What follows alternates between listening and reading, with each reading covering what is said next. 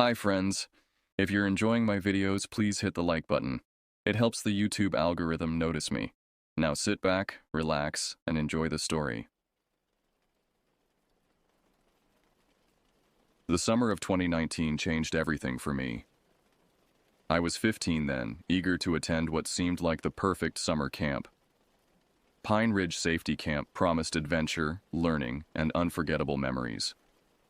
Located deep in the Oregon wilderness, surrounded by dense forests and isolated from civilization, the camp specialized in teaching teenagers essential survival and safety skills. My parents had enrolled me after hearing about the program's stellar reputation.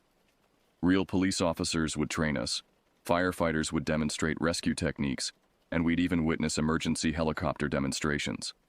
The brochure showed smiling teenagers learning CPR, practicing wilderness navigation, and building confidence through challenging outdoor activities. The first week exceeded my expectations. Officer Rodriguez taught us self-defense techniques, while Sergeant Mitchell demonstrated proper emergency response protocols. The helicopter arrival was spectacular. A massive rescue chopper landing in the center of our camp, its rotors creating a windstorm that bent the surrounding trees. The pilot, Captain Stevens, showed us the intricate rescue equipment and explained life-saving procedures. My cabin mates were friendly enough. Ryan, a quiet kid from Portland, Danny, an energetic 14-year-old from Seattle, and Jerome, a tall, lanky boy who seemed perpetually nervous. We shared stories, played cards, and bonded over our shared excitement about the camp's activities. The counselors maintained strict schedules.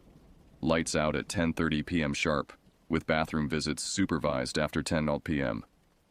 Our cabin leader, Brandon, was a former military man in his early 20s who took safety protocols seriously. He'd patrol the cabin area regularly, ensuring we followed all rules and stayed within designated boundaries. But even during those first pleasant days, I noticed something unsettling about the camp's atmosphere after dark. The woods seemed to press closer to our cabins, and strange sounds would echo through the forest. Not animal sounds, but something else entirely. The other campers dismissed my concerns, attributing them to typical wilderness noises and my overactive imagination. By the second week, our nightly routine had become mechanical.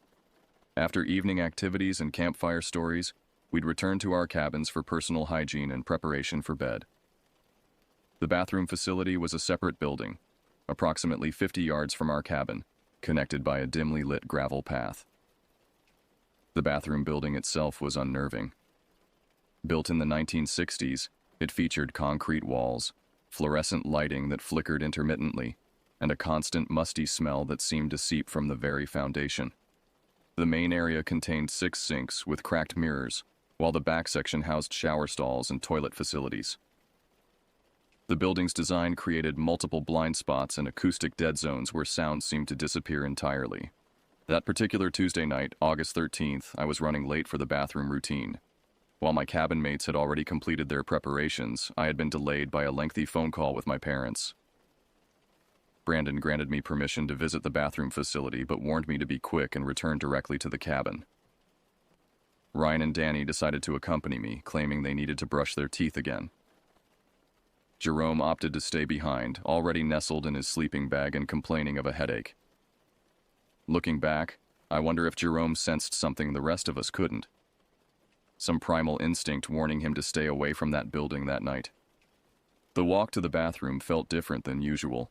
The camp's outdoor lighting seemed dimmer, casting longer shadows between the buildings. Our footsteps on the gravel path sounded unnaturally loud, echoing off the surrounding structures. Even the typical forest sounds, crickets, rustling leaves, distant owl calls, seemed muted, as if nature itself was holding back. Inside the bathroom, the fluorescent lights buzzed more aggressively than normal, creating an unsettling strobe effect. The mirrors reflected our faces strangely, making us appear older and more haggard than we actually were. Danny commented on the unusual silence, noting that even the building's ventilation system seemed to have stopped working.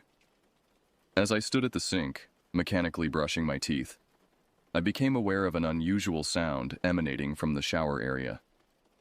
Initially, I assumed it was water pipes settling, or perhaps the old building's ventilation system malfunctioning.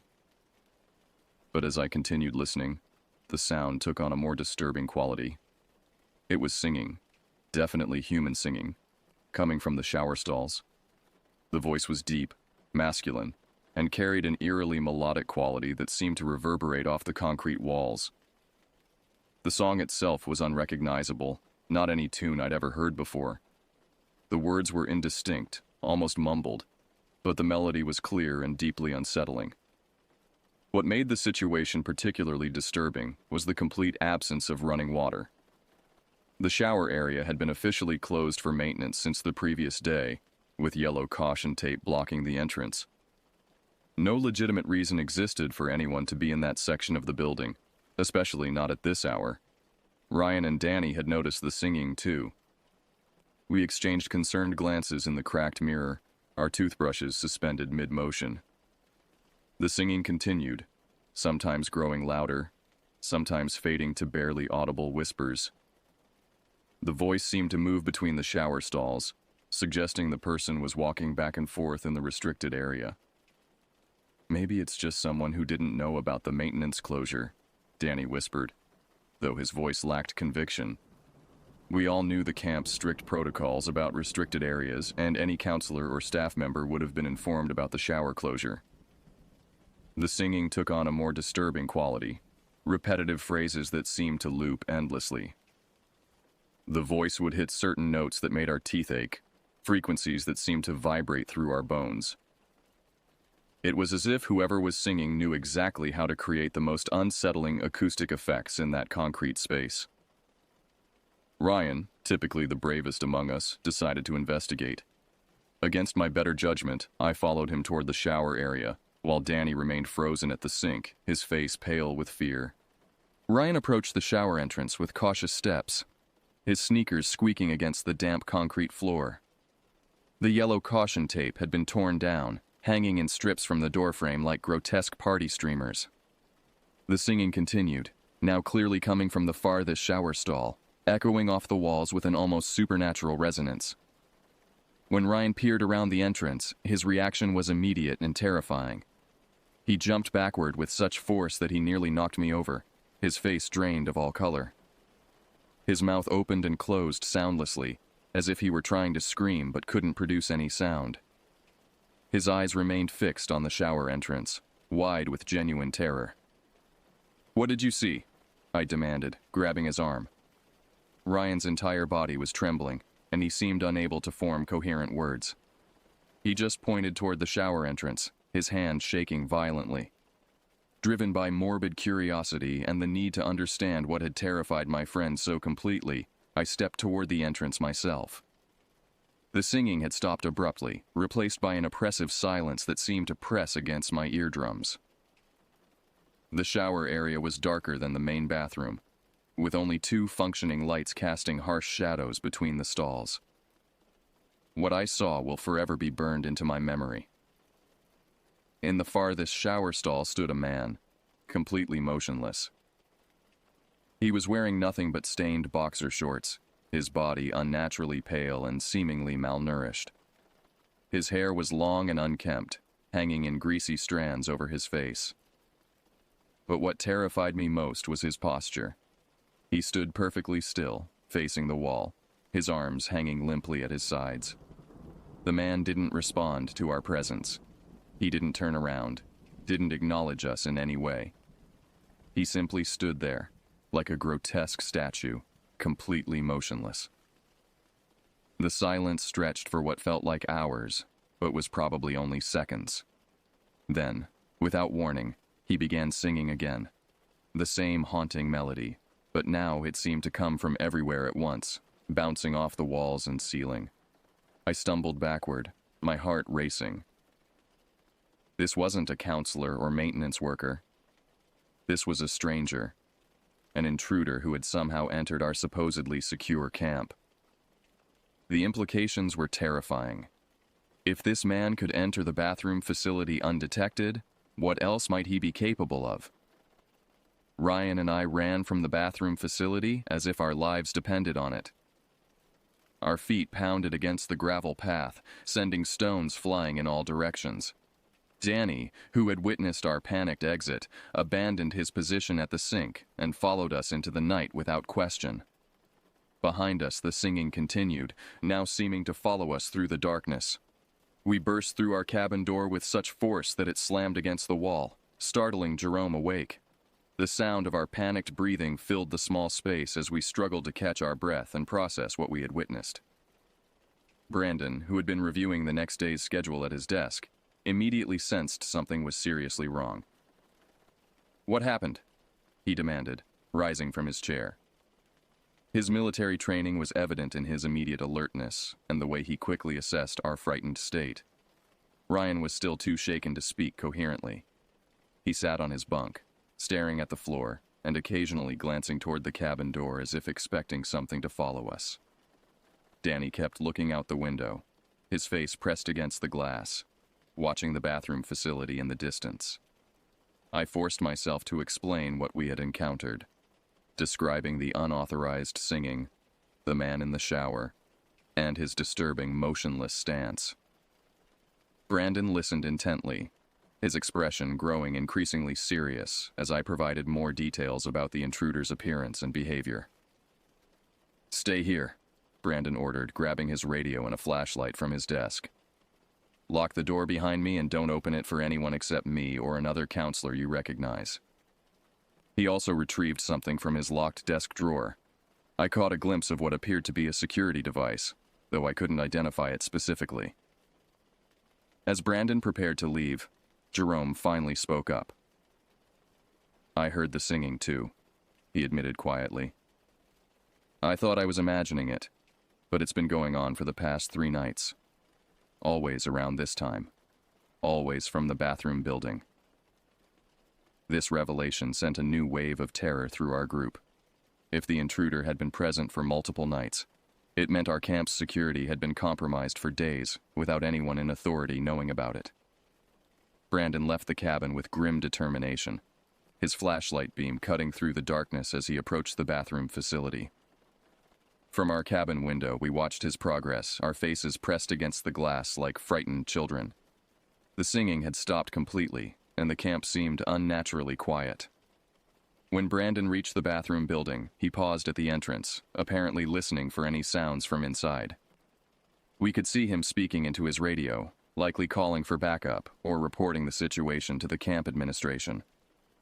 After several minutes, he entered the building, his flashlight beam visible through the windows as he moved through the interior. The waiting was unbearable. Every shadow seemed to move. Every sound from outside made us jump.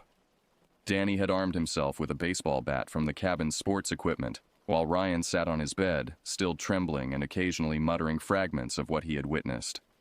After what felt like an eternity, Brandon emerged from the bathroom building. Even from a distance, we could see his confusion and concern. He was speaking animatedly into his radio, gesturing toward the building and occasionally looking around the surrounding area as if searching for something. When Brandon returned to our cabin, his expression was troubled. "I need to tell you what I found," he said, his voice carrying a weight that made us all lean forward attentively. There was no one in the bathroom building. No one at all. We stared at him in disbelief. "But we saw him," I protested. "He was standing in the shower stall singing. We all heard it." Brandon nodded grimly. "I found evidence that someone had been there recently. The shower area showed signs of occupancy, wet footprints, disturbed dust patterns, and..." He paused, seeming reluctant to continue. "And there was a small tape recorder hidden in the back shower stall. It was playing a recording of someone singing." The implications hit us immediately. Someone had deliberately placed that recording device, intending to create exactly the kind of terror we had experienced. But that didn't explain the physical presence we had witnessed, the man standing motionless in the shower. Brandon's discovery triggered an immediate camp-wide security alert. Within minutes, our cabin was surrounded by flashlight beams as counselors and staff members conducted a thorough search of the entire facility. The camp director, Mr. Patterson, arrived with several police officers who had been participating in the camp's training program. We were questioned extensively about our experience, with each of us providing detailed accounts of what we had witnessed. The police officers took our statements seriously, treating the incident as a potential security breach rather than a teenage prank or misunderstanding. The tape recorder was placed deliberately, Officer Rodriguez explained to us. Someone wanted to create fear and confusion, but we need to understand how they gained access to the facility and whether they're still on the premises. The entire camp was placed under lockdown. No one was allowed to leave their cabins without escort, and additional security measures were implemented immediately. Police officers patrolled the grounds with trained dogs, searching for any signs of the intruder or evidence of how they had entered the camp. Despite the increased security presence, I found rest impossible that night. Every sound from outside made my heart race, and I kept replaying the image of the motionless man in the shower. The tape recorder explanation didn't account for the physical presence we had witnessed, and I couldn't shake the feeling that we had encountered something far more dangerous than a simple prankster. Ryan remained in a state of shock, refusing to discuss what he had seen in detail. Danny stayed awake all night, keeping watch at the window and occasionally reporting suspicious shadows or movements to Brandon. Jerome, who had initially seemed the most nervous among us, now appeared strangely calm, as if the confirmation of his fears had brought him some form of relief. The investigation continued through the night, with search teams combing every building and trail within a 2-mile radius of the camp. Despite their thorough efforts, no trace of the intruder was found. The following morning brought disturbing revelations about our camp's recent history. Mr. Patterson called an emergency assembly, where he addressed the entire camp about the previous night's incident. His words carried a weight that suggested he knew more than he was initially willing to share. We've discovered that similar incidents have occurred at other camps in this region over the past 2 years, he announced. An individual or individuals have been targeting youth camps, using psychological terror tactics to frighten campers and staff. The police investigation revealed that the intruder had sophisticated knowledge of the camp's layout and security protocols. The tape recorder had been professionally concealed, and the timing of its activation suggested careful planning and observation of our nightly routines. What disturbed me most was Officer Rodriguez's private conversation with Brandon, which I partially overheard. The intruder's methods matched a pattern of incidents that had escalated over time. At other camps, the initial psychological tactics had been followed by more direct confrontations and, in one case, an actual physical assault. We believe he's been watching this camp for weeks, Officer Rodriguez explained to the assembled counselors. He knows your routines, your security gaps, and your campers' behaviors. This wasn't a random intrusion. It was a carefully planned psychological attack. The camp's administration decided to continue operations with enhanced security measures, but many parents chose to withdraw their children immediately. Ryan's parents arrived that afternoon, and I watched as they drove away, Ryan's face pale and haunted in the back seat. Danny's family made the same decision, leaving Jerome and me among the few campers who remained. The final weeks of camp were overshadowed by constant vigilance and fear. Additional security personnel were hired, and our movements were strictly monitored.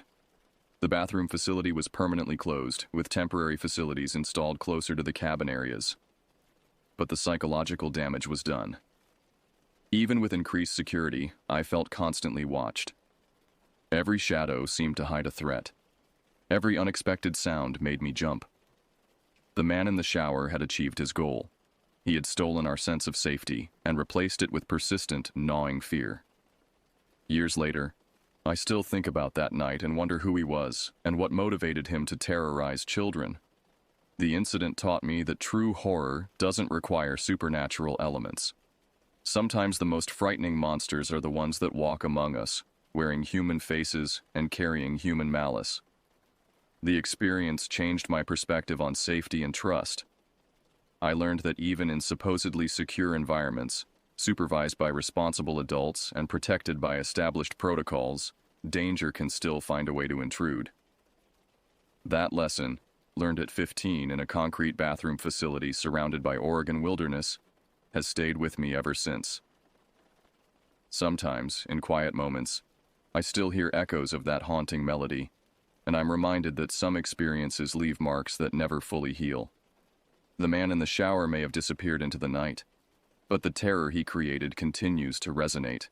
A reminder that evil can appear anywhere at any time, wearing the most ordinary of faces.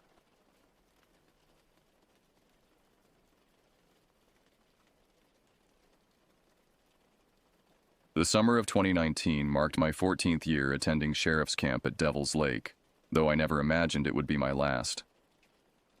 The name alone should have served as a warning, but at 15 years old, I considered myself too mature for superstitions. The camp stretched along the murky shoreline of a lake so dark it seemed to swallow light itself, surrounded by dense pine forests that blocked out most of the sun even at midday. Our bus groaned to a halt beside the weathered welcome sign, its paint peeling like diseased skin. The other campers filed out with their usual excitement, but something felt different this year.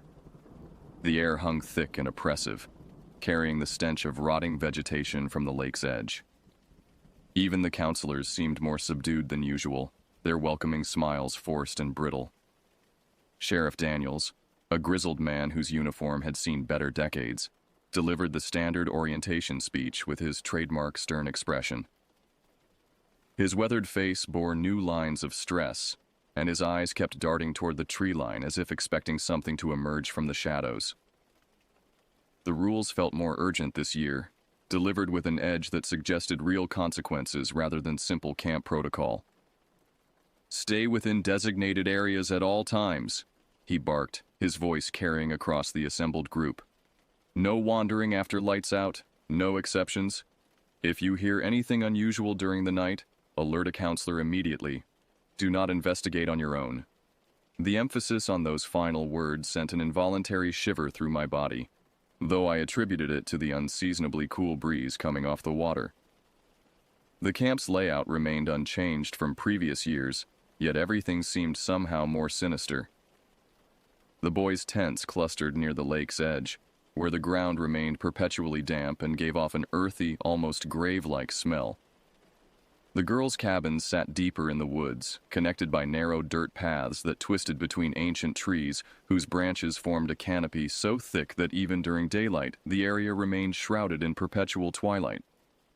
As we gathered our belongings and began the trek to our assigned cabins, I noticed how the returning campers moved with unusual haste. Their conversations were muted, lacking the boisterous energy typically associated with the first day. Several kept glancing over their shoulders, as if sensing invisible observers in the forest depths. My cabin, number 7, sat at the farthest end of the cluster, isolated from the others by a particularly dense grove of pine trees. The structure itself appeared solid enough, built from rough-hewn logs that had darkened with age and weather. However, the windows seemed oddly positioned, offering views directly into the forest rather than toward the other cabins or the lake. The front door hung slightly crooked on its hinges, creating a gap that would never fully seal out the night air. That evening, as shadows lengthened and merged into the approaching darkness, we gathered around the central fire pit for the traditional welcome ceremony.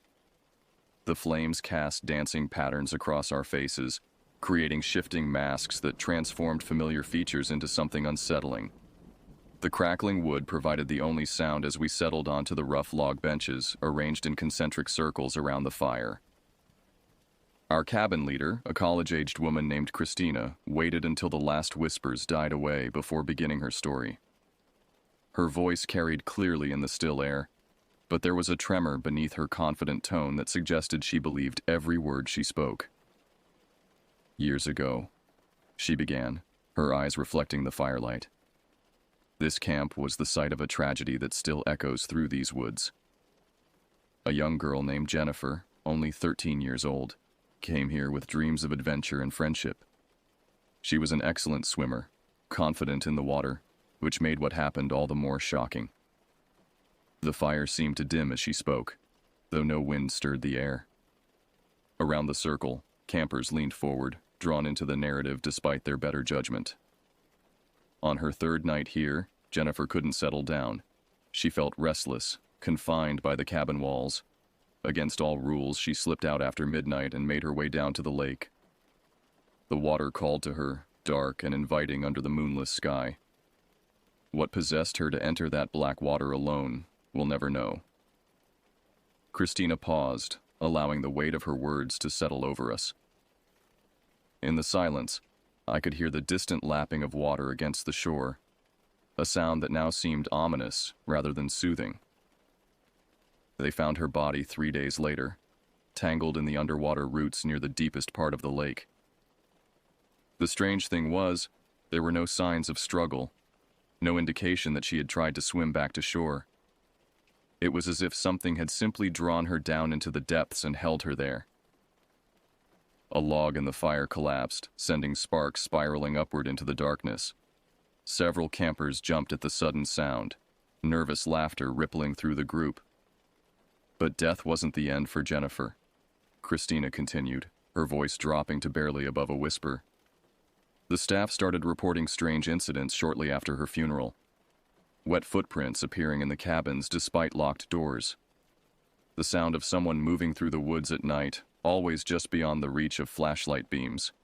And some claim to have seen her, walking between the trees in her soaked camp clothes, searching for something she lost in those dark waters. As if summoned by the story, a cool breeze swept through the clearing, causing the fire to flicker and bend. The surrounding forest seemed to press closer, the trees leaning inward like curious spectators. I found myself scanning the tree line, half expecting to see a pale figure emerging from the shadows. They say she's drawn to cabins where young girls stay, Christina concluded, her gaze sweeping across our group. Especially those who remind her of herself. So remember, keep your windows closed and your doors locked. And if you hear tapping on glass in the middle of the night, whatever you do, don't look outside.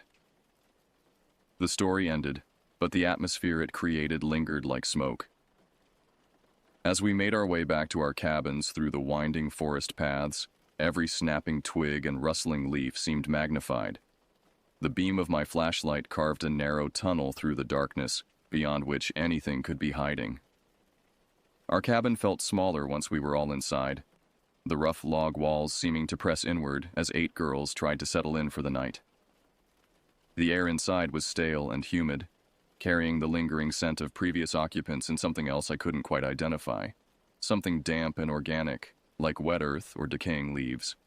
Brooke, a slight girl with nervous energy who had claimed the bunk beneath mine, seemed particularly affected by Christina's story. She kept glancing toward the windows, which remained stubbornly dark despite the moon that should have provided some illumination. The glass reflected our interior lights back at us, creating the illusion that we were completely isolated from the outside world. "It's just a story," I assured her as we prepared for bed, though my own voice lacked conviction. "Camp counselors have been telling versions of that tale for decades. It's practically a tradition." But even as I spoke the words, I found myself checking the window latches, ensuring they were properly secured.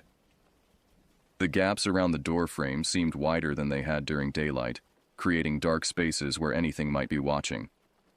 The other girls settled into their bunks with unusual quiet, none of the typical first-night chatter that usually kept everyone awake for hours. Ashley, who occupied the bunk across from mine, had pulled her sleeping bag completely over her head, while Emma lay rigidly on her side, staring at the wall. The silence felt unnatural, broken only by the settling sounds of the old building and the distant whisper of wind through the pine needles. I was drifting toward an uneasy rest when Brooke's scream shattered the night. The sound was raw and primal, filled with terror so genuine that it jolted every girl in the cabin instantly awake. She thrashed in her sleeping bag, fighting against something invisible, her voice rising to a pitch that seemed to pierce straight through to my bones. Christina burst through the door within seconds, followed by 2 other counselors carrying flashlights. Their beams swept across the cabin, illuminating our terrified faces in the chaos of disturbed bedding. Brooke continued to struggle, her eyes wide and unfocused, looking at something the rest of us couldn't see. Brooke, you're safe." Christina grabbed the girl's shoulders, shaking her gently but firmly. "It's just a nightmare. You're in your cabin with everyone else." But Brooke's terror didn't diminish. If anything, Christina's touch seemed to intensify her panic. She pointed toward the window nearest her bunk, her hand trembling so violently it was difficult to follow her direction. "The girl!" she gasped, her voice hoarse from screaming. "The girl at the window! She was standing right there, watching us sleep." All eyes turned toward the window she indicated. The glass showed only black emptiness beyond, reflecting our own frightened faces back at us. Christina approached the window cautiously, her flashlight beam cutting through the darkness outside, but the light revealed nothing except the dense wall of trees that pressed close to our cabin. "There's nothing there, sweetheart," Christina said softly, but I noticed how she kept the flashlight trained on the window, as if expecting something to materialize in its beam. Sometimes the first night in a new place can trigger very vivid dreams. Brooke shook her head violently, tears streaming down her face. It wasn't a dream. She had long, dark hair and her clothes were soaking wet. Water was dripping from her onto the ground, and she was smiling, but it was wrong. The smile was all wrong. The detailed description sent cold tendrils of fear through my chest. Dreams rarely contained such specific, consistent details. Around the cabin, the other girls huddled deeper into their sleeping bags, as if the thin fabric could provide protection against whatever Brooke had seen. Christina remained with us for another hour, checking and double-checking the window locks, examining the exterior of the cabin with her flashlight, and doing her best to calm our frayed nerves. But when she finally left, the cabin felt more vulnerable than before, as if her presence had been the only thing keeping darker forces at bay. None of us managed more than fitful rest for the remainder of the night. Every sound from outside, the crack of a settling branch, the rustle of leaves, the distant call of a night bird, sent new waves of tension through the cabin. And though I would never admit it to the others, I found myself studying that window whenever sleep began to claim me, half convinced that I would see a pale face pressed against the glass, watching us with that wrong smile Brooke had described. Dawn brought little relief from the night's terror. The morning light filtering through the cabin windows seemed weak and gray, barely penetrating the gloom that had settled over our group. Brooke moved through her morning routine like someone in a trance, her movements mechanical and her eyes constantly scanning the windows as if expecting her midnight visitor to return. As we prepared to head down to breakfast, I noticed Brooke struggling with her camp shirt. The fabric seemed to catch and pull against her back, causing her to wince with each movement. When she reached around to adjust it, her fingers came away with small spots of blood. "Brooke, you're bleeding," I said, moving closer to examine her back. "Did you hurt yourself during the night?" She turned toward me, confusion and growing alarm evident in her expression. "I don't remember hitting anything. It just feels like something's been clawing at my back all night." "Let me see," Ashley offered, moving to help lift Brooke's shirt. What we discovered beneath the fabric made all three of us gasp in horror. Brooke's back was covered with scratch marks, dozens of them, running in parallel lines from her shoulders down to her waist. The marks were too numerous and too evenly spaced to have been self-inflicted during a nightmare. Each scratch was approximately 4 inches long, as if made by fingernails, and they were all oriented in the same direction, as if something had raked its claws down her back repeatedly. "Oh, God," Ashley whispered, her face pale as she studied the marks. "Brooke, what did this to you?" The scratches were fresh, some still seeping small amounts of blood, indicating they had been made recently, certainly during the night while we all slept in the same cabin.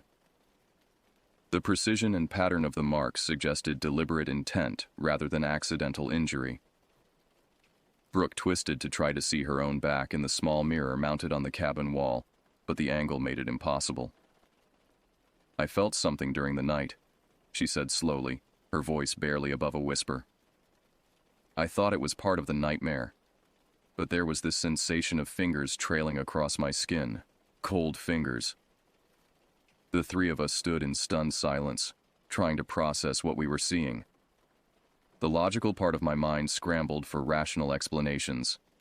Perhaps she had scratched herself unconsciously, or maybe the rough wooden bunk frame had caused the marks. But the evidence before us defied easy explanation. "We need to show Christina," I said finally, though the words felt inadequate. "How do you explain something that shouldn't be possible?" Ashley nodded grimly. "And maybe the camp nurse. Those cuts need to be cleaned and treated." As we helped Brooke carefully put her shirt back on, I noticed that the scratches extended beneath her clothing, disappearing under the fabric in a way that suggested they covered more of her body than we could see. The thought of something moving through our cabin in the darkness, methodically marking one of us while the rest slept undisturbed, made my stomach churn with revulsion and fear. When we emerged from the cabin, the morning seemed different somehow. The other girls from neighboring cabins were gathering for breakfast, but their conversations were subdued, punctuated by nervous glances toward the forest. Several appeared tired, as if they too had experienced restless nights. "Did you hear anything strange last night?"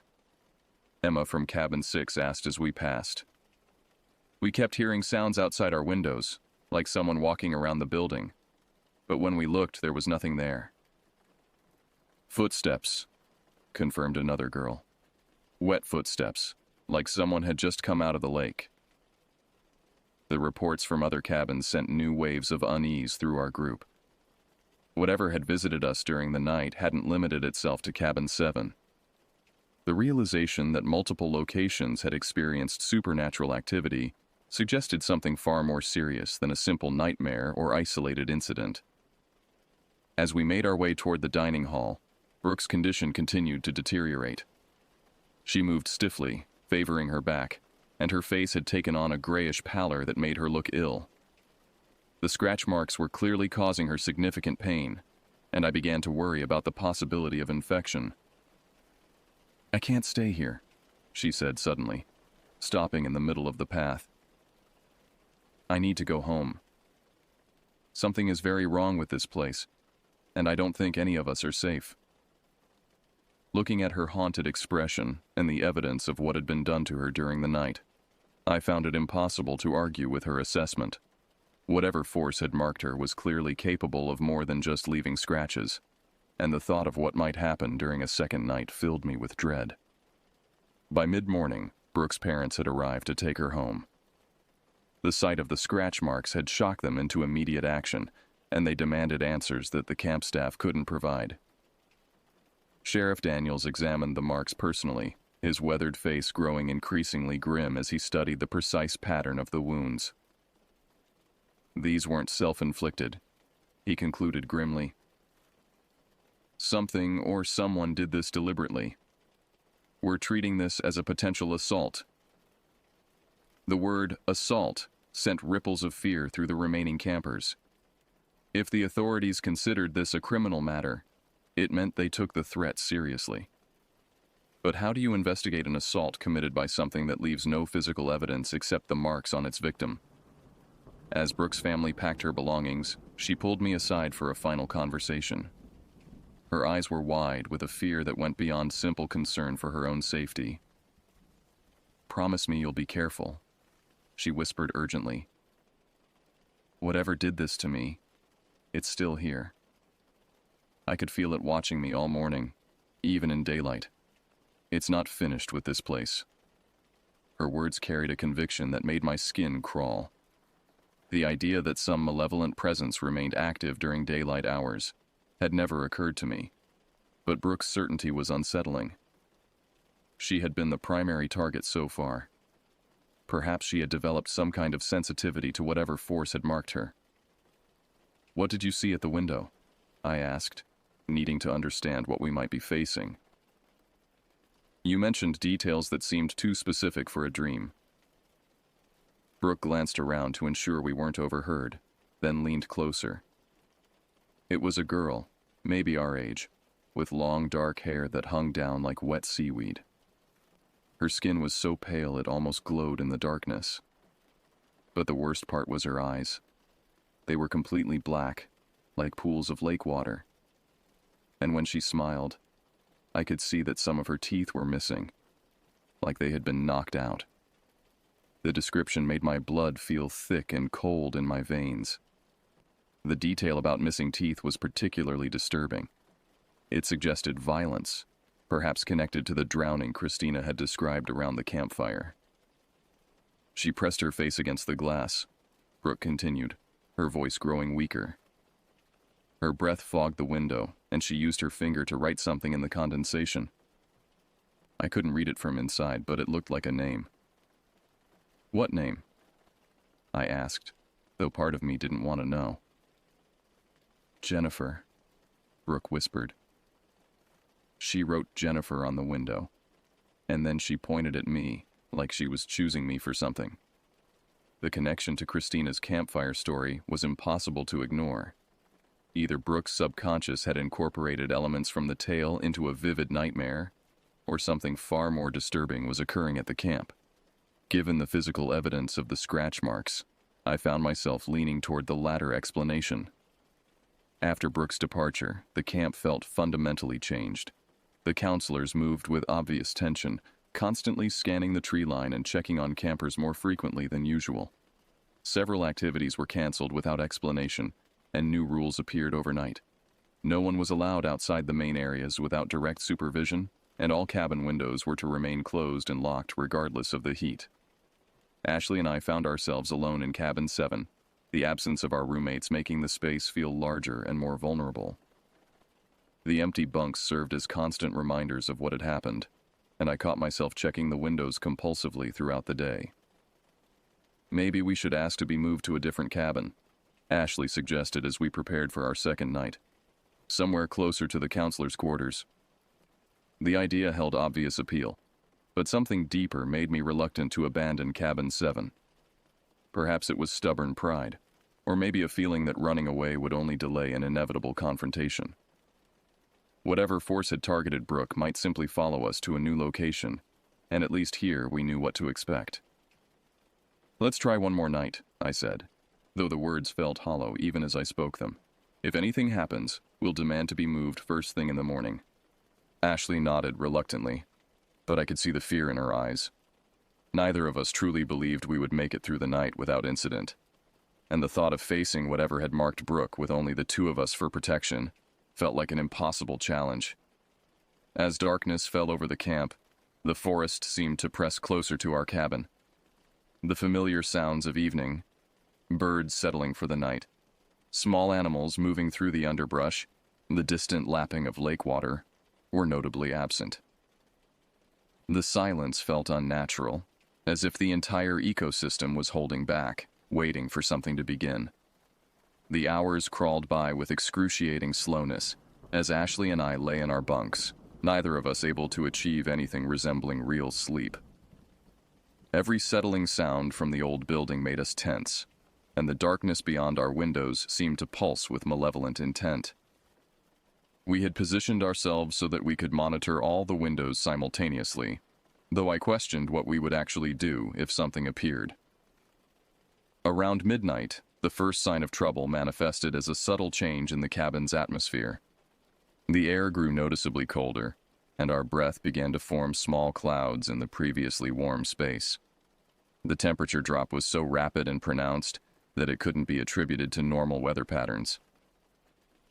"Do you feel that?" Ashley whispered from her bunk, her voice barely audible. I nodded, pulling my sleeping bag tighter around my shoulders.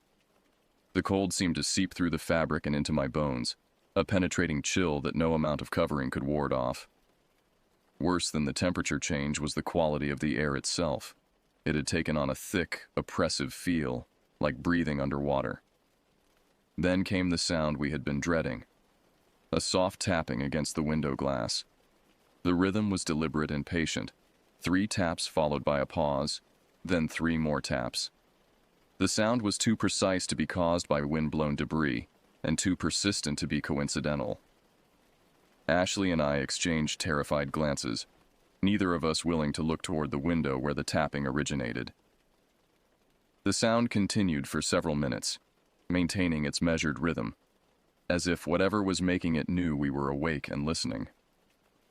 "Should we call for Christina?" Ashley mouthed silently. Before I could respond, the tapping stopped abruptly, leaving us in a silence that felt somehow more threatening than the sound itself. In the quiet, I became aware of another noise, a wet, dragging sound, like something being pulled across the ground outside our cabin. The dragging sound circled our building slowly, pausing at each window before moving on to the next.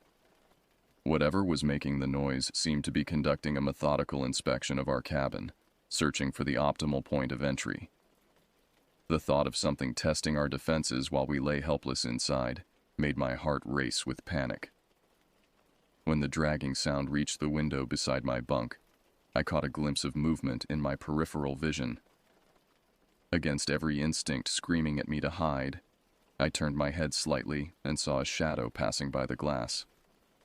The shape was human in general outline but wrong in its proportions, too tall and thin, with limbs that moved in unnatural ways. The shadow paused directly outside my window, and I had the terrifying sensation that it was studying me through the glass. Though I couldn't make out any features, I felt the weight of its attention like a physical pressure. My entire body went rigid with fear, and I found myself unable to move or even breathe properly. Then, with deliberate slowness, something began tracing patterns on the window glass.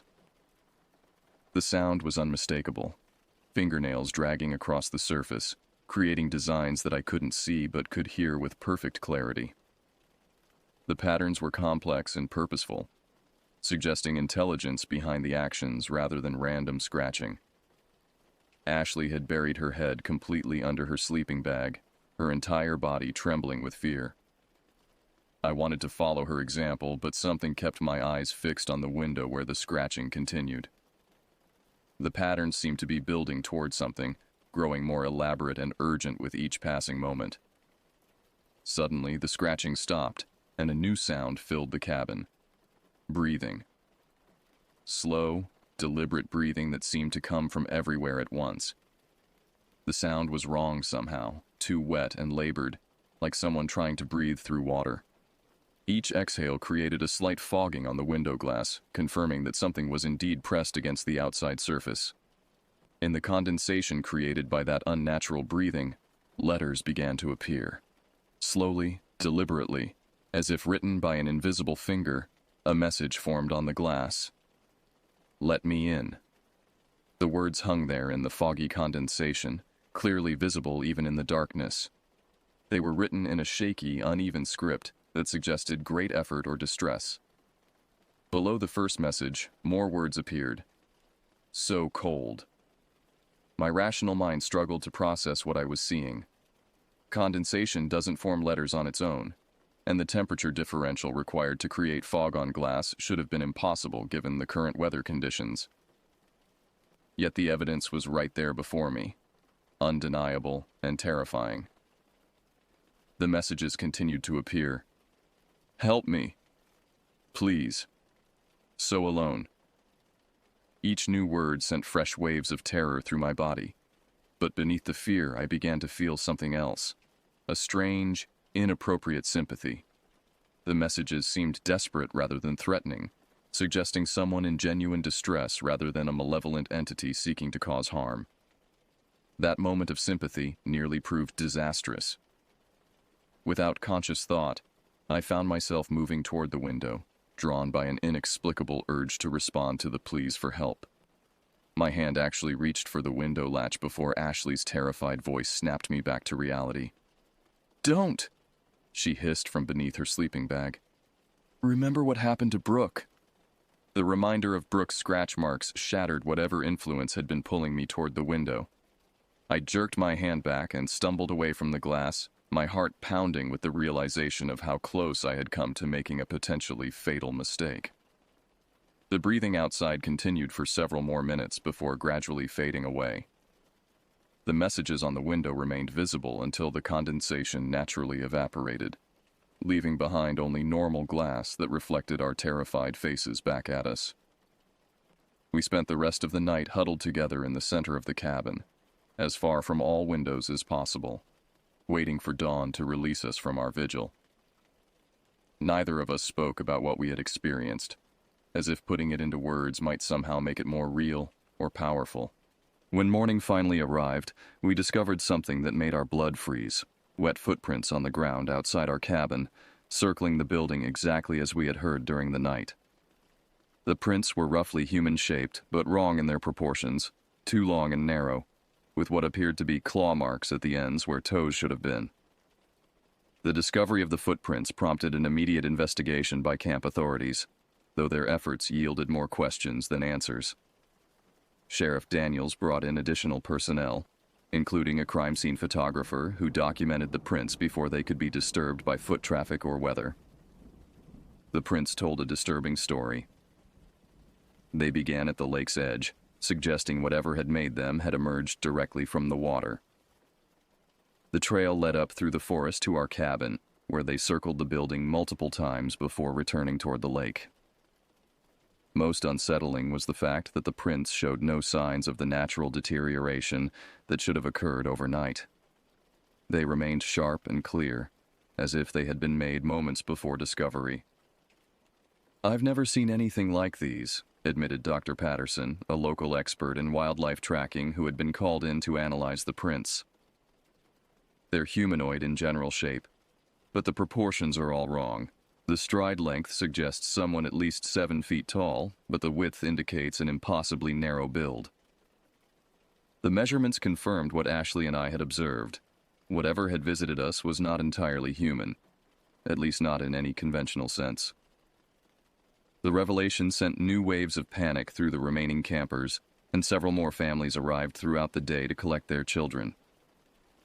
Emma, who had been maintaining her composure better than most, finally approached us with information that explained her growing anxiety. She had been keeping secrets about her own encounters, hoping they would simply stop if she ignored them. "I've been seeing things," she admitted quietly as the three of us sat by the lake, far from listening ears. "Ever since the first night. But I didn't want to end up like Brooke, so I kept quiet." "What kind of things?" I asked, though I dreaded the answer. Emma glanced around nervously before responding. "Rainbow boots. I know it sounds ridiculous, but I keep seeing these old-fashioned rubber boots. You know, the kind with rainbow stripes that kids wear. They appear outside my cabin window every night, just standing there in the grass like someone invisible is wearing them." The detail was so specific and unusual that it had to be genuine. No one would fabricate such an odd element for a made-up story. The rainbow boots suggested something connected to childhood, perhaps another victim of the lake's dark history. "There's more," Emma continued, her voice growing weaker. "Sometimes I hear children singing, but the melody is wrong, like they're trying to remember a song but getting the notes mixed up. And yesterday, when I was walking back from the dining hall, I found these." She reached into her pocket and pulled out a handful of small objects, children's toys, the kind that might have been lost or forgotten decades ago. There was a small plastic doll with matted hair, a miniature car with most of its paint worn away, and a whistle that looked like it had spent years underwater. "I found them arranged in a circle outside my cabin," Emma explained, "placed too deliberately to have been dropped accidentally. It was like someone was leaving me presents, but they were all damaged, all wrong. The toys felt cold to the touch, and they carried a faint smell of lake water and decay. Examining them more closely, I noticed that each item showed signs of prolonged submersion, the kind of damage that comes from spending years underwater before washing up on shore." "We need to tell the counselors," Ashley said firmly. "This is getting worse, not better. More girls are being targeted, and whatever this thing is, it's becoming bolder." But even as she spoke, I noticed Emma's expression changing. Her eyes had taken on a distant, unfocused quality, and her head tilted to one side as if listening to something the rest of us couldn't hear. When she spoke again, her voice carried an odd, flat tone that didn't match her usual manner of speaking. "Something terrible is going to happen," she said, her words coming slowly and deliberately. "Very soon. The water is rising, and the lost ones are coming home." The prediction sent ice through my veins, not just because of its ominous content, but because of the way Emma delivered it. Her voice had dropped to a deeper register, taking on qualities that didn't seem to belong to a 15-year-old girl. The transformation was subtle but unmistakable, reminiscent of Brooke's description of her midnight visitor. "Emma?" Ashley said tentatively, waving her hand in front of our friend's face. "Emma, are you okay?" For several long seconds, Emma remained motionless, staring out across the dark water with that strange, distant expression. Then, as suddenly as it had begun, the episode ended. She blinked rapidly, shook her head, and looked at us with confusion. "What happened?" she asked, her voice returning to its normal tone. "Why are you both staring at me like that?" Ashley and I exchanged worried glances. Emma's warning had carried the same prophetic quality as her earlier prediction about my family's tragedy, suggesting that whatever force was influencing her had access to information beyond normal human perception. "You made a prediction," I said carefully, "about something terrible happening soon." Emma's face paled as she processed my words. "I don't remember saying anything. The last thing I recall was showing you the toys, and then nothing. It's like I lost a few minutes." The realization that she had no memory of her prophetic statements was perhaps more frightening than the predictions themselves. It suggested that whatever entity was using her as a conduit was becoming stronger, able to override her consciousness completely rather than simply influencing her thoughts. As we sat there contemplating the implications of Emma's condition, a commotion erupted from the direction of the camp buildings. Shouting voices carried across the water, followed by the sound of running footsteps. The three of us rushed back toward the cabins, where we found counselors and campers gathered around the camp's main bulletin board. Someone had left a message during the broad daylight, written in what appeared to be mud or algae from the lake bottom. The letters were large and crude, clearly visible from a distance. "Tonight we come home." Below the message, arranged in neat rows, were dozens of personal items that had obviously been collected from various cabins. Hair ties, jewelry, small photographs, even pieces of clothing. Each item was coated with the same dark substance as the message, and they gave off the unmistakable smell of stagnant water and decay.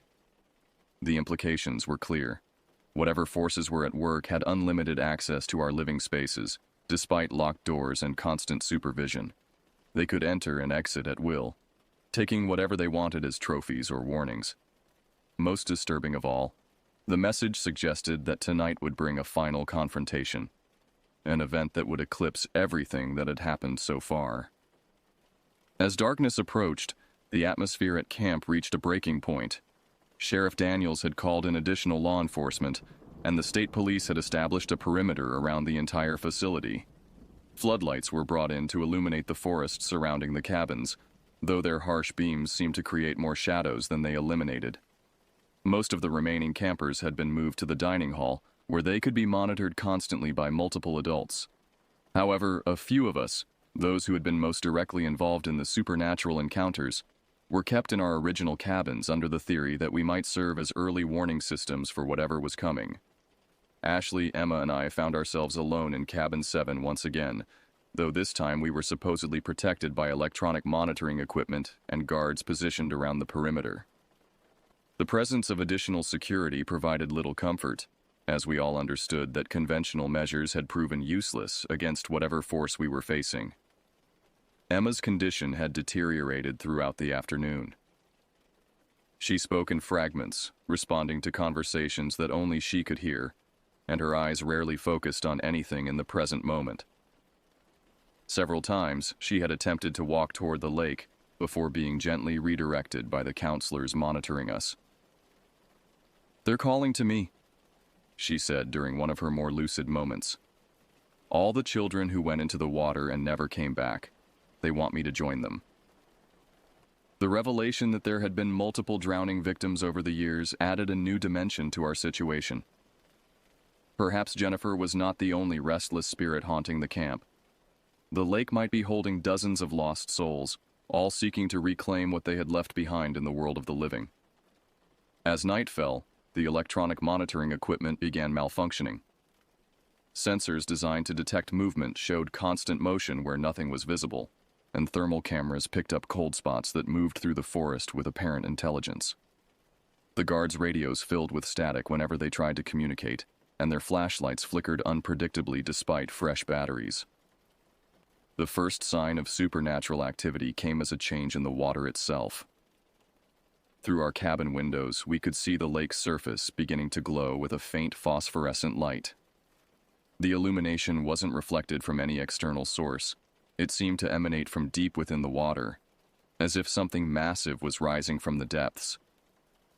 "Look at the shore," Ashley whispered, pointing toward the water's edge.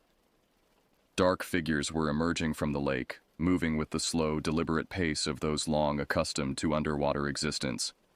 They appeared to be children or young teenagers, but their movements were wrong. Too fluid, too coordinated, like a school of fish rather than individual beings. As they reached dry land, the figures became more distinct. Each one bore the unmistakable signs of drowning: pale skin with a blue-gray tint, hair that hung in wet tangles, and clothing that clung to their bodies like burial shrouds. They moved in perfect silence, creating no sound despite their obvious weight and substance. "We need to get out of here," I said, backing away from the window. "This isn't something we can handle." But when I turned toward the door, I found Emma standing directly in my path.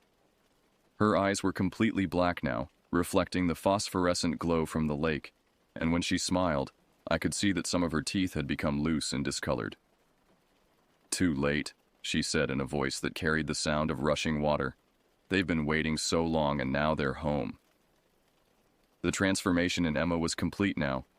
Whatever entity had been influencing her had taken full control. She no longer moved like a living person, but with the same fluid, unnatural grace as the figures emerging from the lake. Ashley grabbed my arm, pulling me toward the back window of the cabin. "We have to run," she hissed. "Emma's gone. That's not her anymore." But as we reached the window, we discovered that escape was impossible. The dark figures had surrounded our cabin completely, standing in perfect circles like sentinels. Their black eyes reflected the cabin's interior lights, creating the illusion of dozens of small fires burning in the darkness. "Why are they just standing there?" Ashley whispered. The answer came from Emma, though her voice now carried harmonics that suggested multiple speakers. "They're waiting for an invitation. The living must choose to join the drowned. It's always been that way." The realization hit me with devastating clarity. This had never been about random supernatural attacks.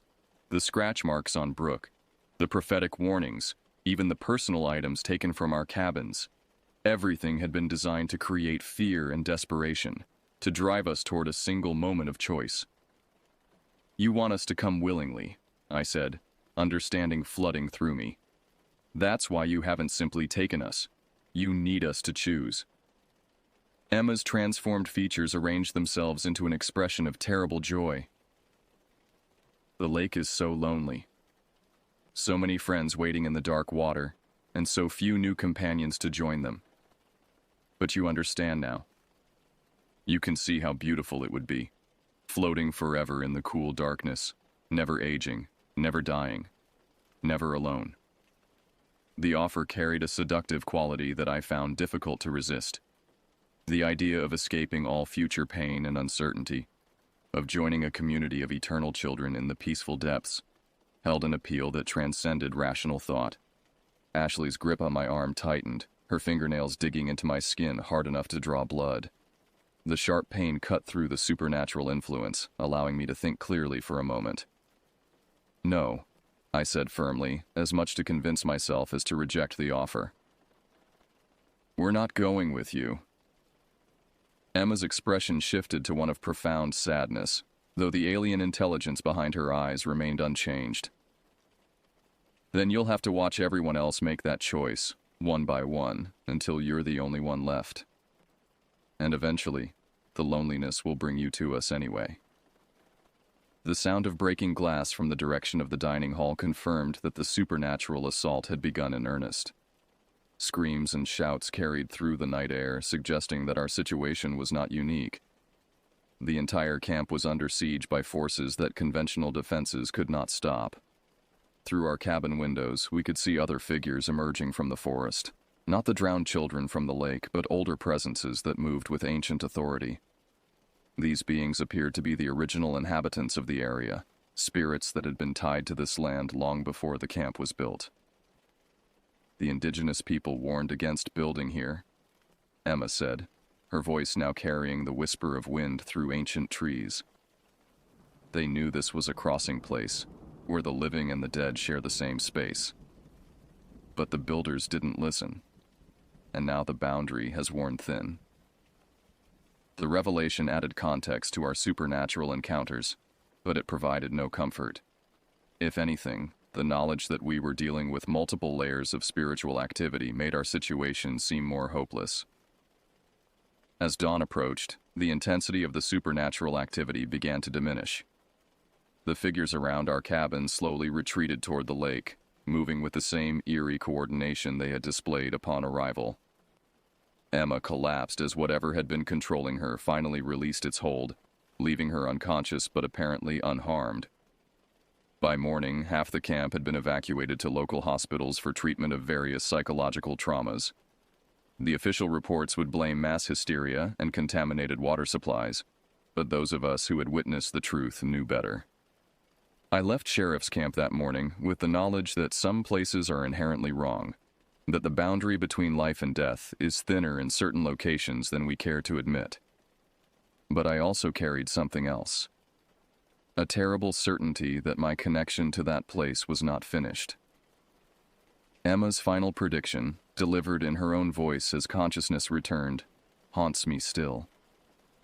You'll be back. Maybe not this year or even the next, but the lake remembers you now. And what the lake remembers, it eventually claims.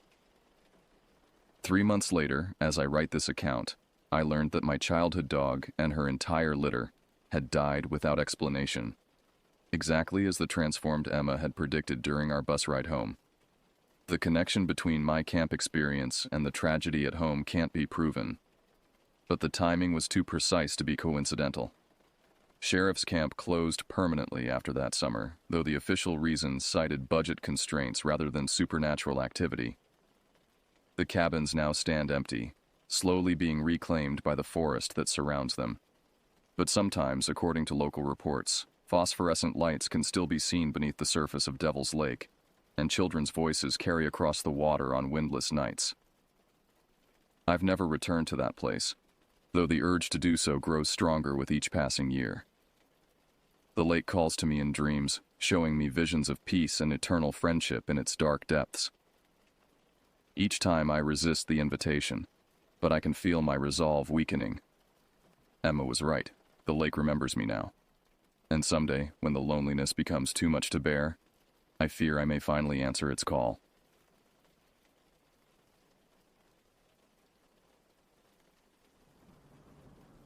The dense forest closed in around me as I hiked deeper into the heart of the Michigan wilderness, my boots crunching through the thick carpet of fallen leaves and pine needles.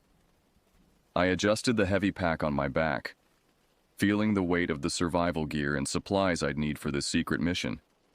When I first got the cryptic message about this off-the-books government job, I was desperate enough to take it without asking too many questions. Money had been tight ever since I got out of the Army. This gig promised a big payday if I could track down and retrieve some classified material that had gone missing in these remote woods. They needed someone with my background in reconnaissance and survival. But now, miles from civilization, an uneasy feeling prickled the back of my neck, like I was being watched by unseen eyes in the shadows of the towering evergreens. I quickened my pace, wanting to make camp before nightfall. As a kid growing up in Milwaukee, I'd heard all the old stories and folklore about strange things that lived in the ancient forests of the upper Midwest. Things that didn't appreciate humans intruding in their domain. I shook my head, trying to dispel the irrational fears. I was a trained professional, not some gullible bumpkin spooked by tall tales. Still, I couldn't quite shake the sense that I wasn't alone out here, that I was an intruder who wasn't welcome. The sun dipped below the horizon, the forest rapidly darkening beneath the dense canopy. I needed to stop for the night. I found a small clearing and unslung my pack, pulling out my tent and survival stove. As I set up camp, I reviewed the mission brief in my head. Somewhere in this sprawling wilderness, A government field team had gone radio silent while transporting a package marked maximum classified. My job was to locate any survivors and secure that package, contents unknown. I didn't like operating without all the facts, but I needed this job. The pay would get me back on my feet, let me breathe a little easier. I finished setting up my modest camp and heated up an MRE for dinner. As I sat by the small fire, the night pressed in close, a living darkness that felt heavy with secrets. The normal sounds of nature, the hooting owls and chirping crickets, seemed muted, like the forest itself was holding its breath. Suddenly a twig snapped in the underbrush, freakishly loud in the oppressive silence. I jumped to my feet, pulling my sidearm from its holster, my heart pounding. I peered into the inky shadows between the trees, but saw nothing. "Hello? Is someone there?" I called out. No response, just that same weighted silence. I knew I should put out the fire, take cover in my tent. But some reckless part of me, the part that had spent too long in war zones, needed to know what was out there. I grabbed a flashlight and slowly approached the tree line. My flashlight beam cut through the darkness, catching strange shapes in its stark illumination. Gnarled tree trunks that looked almost human. Moss-covered boulders crouched like sleeping beasts. There was nothing there, I told myself. Just an overactive imagination. I was about to turn back to camp when the light landed on something that made my blood turn to ice water in my veins. There, in the leaf litter just beyond the edge of my camp, was a single pristine military boot, laces tied, no sign of the foot that belonged in it. The boot was upright, standing on its sole, defying gravity, as if it had been deliberately placed there and was waiting for its owner to return. A cold sweat broken out across my forehead despite the chill in the autumn air. This was all wrong. Something was very wrong with this forest. With a rising sense of dread, I began to wonder if the local folklore I'd scoffed at was more than just stories, and if I had walked into something I didn't understand. I suddenly wondered if the missing government team had run afoul of something best left undisturbed in these ancient woods. And now I was alone out here with it. I barely slept that night, startling awake at every noise in the darkened forest around me. The waiting boot haunted my thoughts. It had to be connected to the missing team I was sent to find. But how? And why leave it there like some kind of unsettling message? At first light, I broke camp, desperate to complete my mission and get out of these eerie woods. I hiked in the direction the boot had been pointing, a strange hunch telling me it was a clue. As I trekked deeper into the wilderness, the sense of being watched only intensified. I caught flickers of movement in my peripheral vision. But when I turned to look, there was never anything there. Just the endless green of the forest and the sound of my own labored breathing. Around midday, I stumbled into another clearing and stopped short. There, arranged in a perfect circle, were a dozen more boots, all in the same pristine condition, standing on their soles like strange monuments. My heart raced as I approached the circle. Each boot was a different size and style, from combat boots to hiking shoes. Did they represent the missing team? There were men's and women's shoes. Had the whole unit disappeared? I searched the clearing for any other clues, but found nothing. No sign of a struggle, no discarded gear, just those damn boots standing sentinel. I pulled out my satellite phone, ready to report this unsettling discovery, but I had no signal. Of course. I took a deep breath, trying to calm my nerves. I was a rational man. There had to be a logical explanation. Maybe the team had to abandon their boots for some reason. Maybe this was all part of some training exercise and I was getting worked up over nothing. But deep down, I knew something far stranger was at work. The hairs on the back of my neck prickled with the certainty that I was dealing with something beyond my understanding. Something that belonged to the world of myth and folklore, not military secrets. I had to keep moving, complete my objective. I left the clearing and the uncanny boot circle behind, pushing further into the forest. The trees grew older, taller, their canopy blocking out more and more of the sunlight until I felt like I was walking through an eternal twilight. I consulted my map and compass, making sure I was still on course. As I looked back up from the map, I froze. There, in the middle of the game trail ahead of me, was a single combat boot lying on its side, as if it had been tossed there carelessly by its vanished owner. Every instinct screamed at me to turn back, to get out of this forest. But I had a mission. Slowly, I approached the boot. I had to know if it held any answers. I crouched down, my hand trembling slightly as I reached for the boot. Just before my fingers touched the leather, the boot moved. It rocked slightly, then flipped itself upright as if yanked by an invisible string, making me scramble back with a yelp of shock. The boot began to march forward of its own accord, heading deeper into the woods. It was impossible. It defied everything I knew about the world. But here I was, watching a lone boot stride purposefully into the forest. Some crazy impulse seized me and I found myself following after the boot, my heart hammering in my chest. I kept a safe distance but matched its pace, letting it lead me to who knew where. As I trailed the uncanny boot through the shadowed woods, I couldn't shake the feeling that I was being led into the heart of something ancient and powerful, a force that had lured countless men and women into its domain over the centuries, never to be seen again. And now I was to be the latest sacrifice to its hungry isolation. As I followed the marching boot deeper into the forest, my mind reeled trying to make sense of what I was seeing. Every rational part of me insisted this was impossible. Boots don't move on their own. There had to be some trick, some clever bit of stagecraft designed to unsettle me.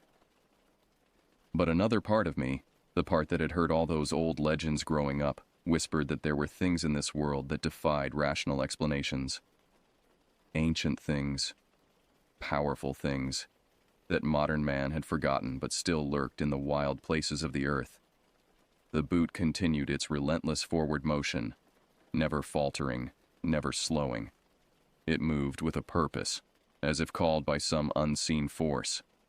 I followed, arms slick with fierce sweat despite the autumn chill, breath coming in shallow gasps. What was I doing? Why didn't I turn around, go back the way I came? But I knew I couldn't. Not without answers. Not without finding out what happened to the team I was sent to locate. Their fate was tied to this impossible boot, I was certain of it. So I pressed on, tracking the boot as the forest grew darker and more twisted around us. The trees here were ancient, their trunks gnarled and deformed, branches twisting into unnatural shapes. They seemed to lean in towards the narrow game trail, blocking out the sky, trapping me in a claustrophobic tunnel of wood and shadow. I thought back to the old stories I'd heard as a kid, tales passed down from my grandfather who'd been a logger in the North Woods. Stories of men who ventured too deep into the forest and came back changed, if they came back at all. Men who claimed to have seen impossible creatures, who spoke of trees that moved when you weren't looking and strange lights that danced in the night sky. As a child, I'd thrilled to those stories, begging my grandfather to tell them again and again. But as I grew older, I dismissed them as simple folklore, the product of isolation and overactive imaginations. Now, following a boot marching itself through a darkened forest, those stories didn't seem so fanciful anymore. The boot suddenly veered off the game trail, heading into the thick underbrush. I hesitated, looking at the dense wall of foliage, but I knew I had to follow. I couldn't lose the boot, not when it was my only lead. I pushed through the brush, thorns catching at my clothes, branches slapping my face. The boot was just ahead, moving easily through the tangled growth, as if the forest itself was parting to let it pass. I stumbled out into another clearing and pulled up short. The boot had stopped in the center of the open space. As I watched, it began to move in a slow circle, as if pacing out the dimensions of the clearing. Then, to my horror, more boots began to emerge from the trees ringing the clearing. Dozens of them, all marching on their own, all converging on the clearing like some grotesque gathering. They formed a ring around the perimeter, a macabre audience waiting for some unholy show to begin. In the center, the first boot was joined by a second, then a third. They began to move together, marching in intricate patterns, their steps forming strange sigils on the forest floor. I watched, my breath caught in my throat, as the boots danced their eerie ballet. It was hypnotic, mesmerizing, the rhythmic thump of their steps echoing in the unnatural silence of the forest. Some distant, rational part of me screamed that I should run, that I should flee this impossible scene. But I was rooted to the spot, transfixed by the boots' macabre performance. Then, as suddenly as it began, the dance stopped. The boots were once again standing in a perfect circle in the clearing's center. And in that moment of stillness, I saw something that turned my blood to ice.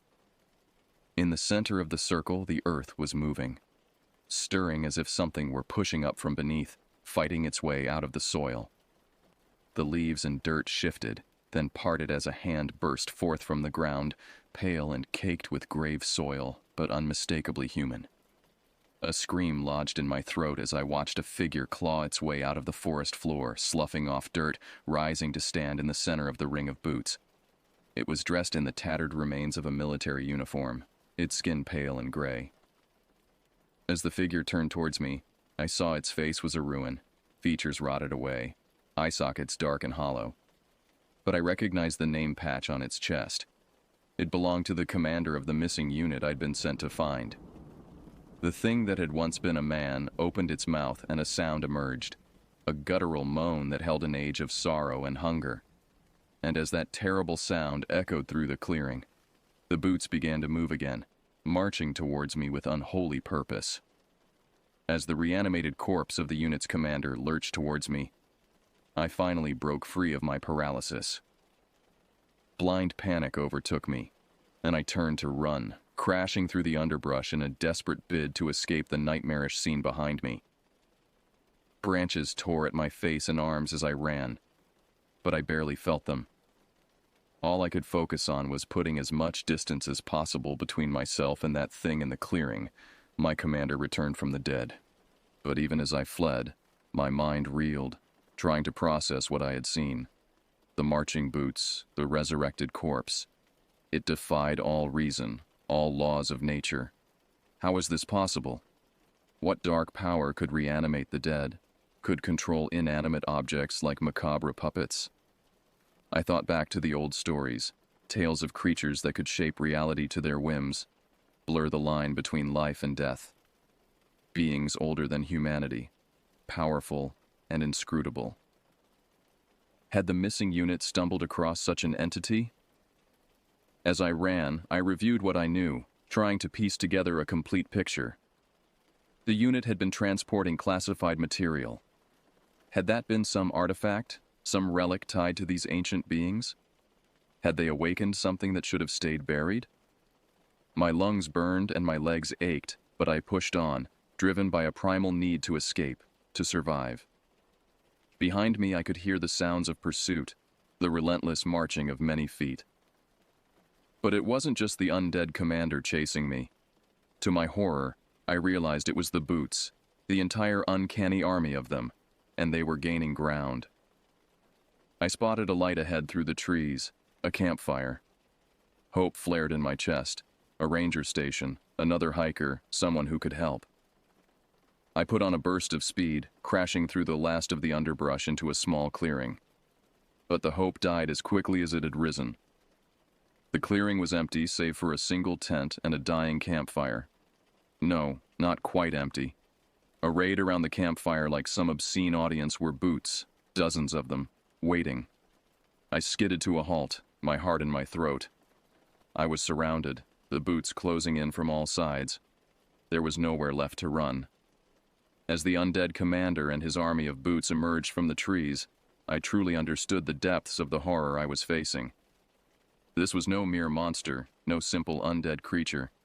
This was something far older, far more powerful, a force that could bend the laws of life and death, of reality itself. I had stumbled into its domain, trespassed where humans were not meant to walk. And now, like countless others before me lured into these ancient woods, I would pay the price. The commander's corpse shuffled closer, its movements jerky and unnatural. Up close, I could see the rot, the exposed bones, the empty sockets where eyes once sat. It reached for me with skeletal hands, and I knew my fate was sealed.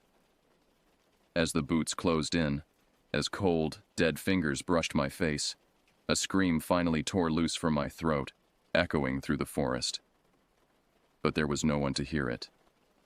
No one to help. In that moment, as the commander's corpse pulled me into its embrace and the boots began to march once more, I finally understood the true nature of the ancient power in this forest. It was a hunger, a need to consume, to subsume all life into its eternal, soulless dance. And I was to be its latest meal, my life, my very essence, fuel for its endless, uncanny performance in the depths of these primordial woods. The last thing I saw as the boots marched over me, burying me in their relentless rhythm, was the night sky above the clearing, stars cold and distant. So beautiful, so unreachable.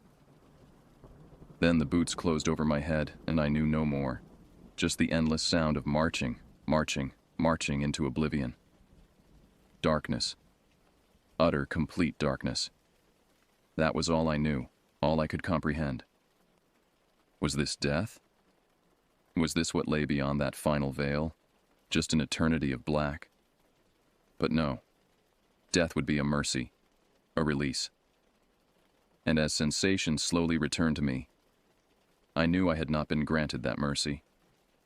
I could feel the cold earth beneath me, the damp soil pressing in on all sides.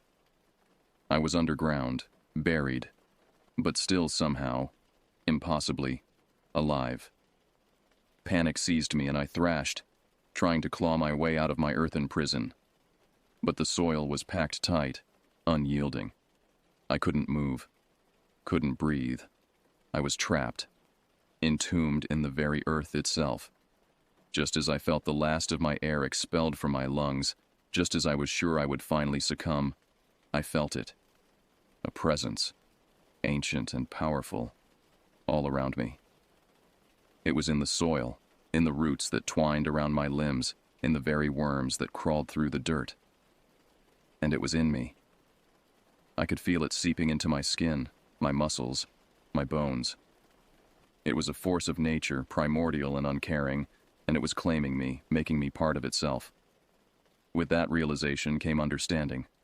The boots, the undead commander, they were mere expressions of this force, vessels for its power.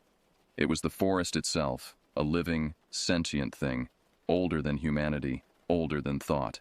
I had not been buried, I had been planted. Like a seed, I was being nourished, grown, transformed into something new, something that was no longer entirely human. The presence invaded my mind, my memories. I saw flashes of the countless others who had been taken by the forest over the centuries, hikers, explorers, soldiers, all subsumed into its eternal being. I saw the role I was to play, the purpose for which I had been chosen. I was to be its agent, its emissary. I would walk again, not as a man, but as an extension of the forest's will. I would lure others into its embrace, feed its endless hunger, just as I had been lured. As this terrible knowledge filled me, I felt my body changing, warping to the forest's design. My skin hardened, grew bark-like. My fingers elongated into twisting roots. I could feel the sap running through my veins, the slow, inexorable pulse of the forest itself. And then, with a shuddering gasp, I was rising, clawing my way out of the earth, born anew. I stood, shakily, unused to my new form. I was taller, stronger, no longer constrained by the limits of mere human flesh. Around me, the forest whispered its welcome, its approval. I was one with it now, a child of root and soil. The last vestiges of my humanity had been stripped away, replaced by something ancient, something green and growing. I looked down at my hands, seeing the rough, bark-like skin, the elongated fingers. I flexed them, marveling at the strength, the power that flowed through me, the power of the forest itself. In the distance, through the trees, I could see a campfire, smell the sweet scent of human flesh. The forest's hunger, my hunger, stirred. It was time to feed. I took a step forward, then another. The boots, my loyal soldiers, fell in behind me, marching to the forest's implacable rhythm. I had work to do, and all of eternity to do it in. The forest had claimed me, and through me, it would claim others. Such was the cycle, older than time itself. The forest would always hunger, and I, its faithful servant, would always provide. I moved through the forest, my steps silent on the loam, leaving no trace of my passage. The trees whispered to me, guiding me towards my prey. I could feel their presence, the warm flicker of their lives, like candles in the dark. So fragile, so easily extinguished. As I approached the campsite, I could hear their voices, the soft murmur of conversation. They were oblivious, unaware of the fate that awaited them. Just as I had once been. I remembered my own journey into these woods, the mission that had brought me here. It seemed like a lifetime ago, a memory belonging to someone else, someone human. That man had died the moment the forest claimed him, buried him in its damp embrace. Now I was something new, something that walked between the world of men and the realm of root and soil. I was the forest's emissary, its lure and its maw. Through me, it would feed, as it had for eons. I emerged from the trees, stepping into the flickering light of the campfire.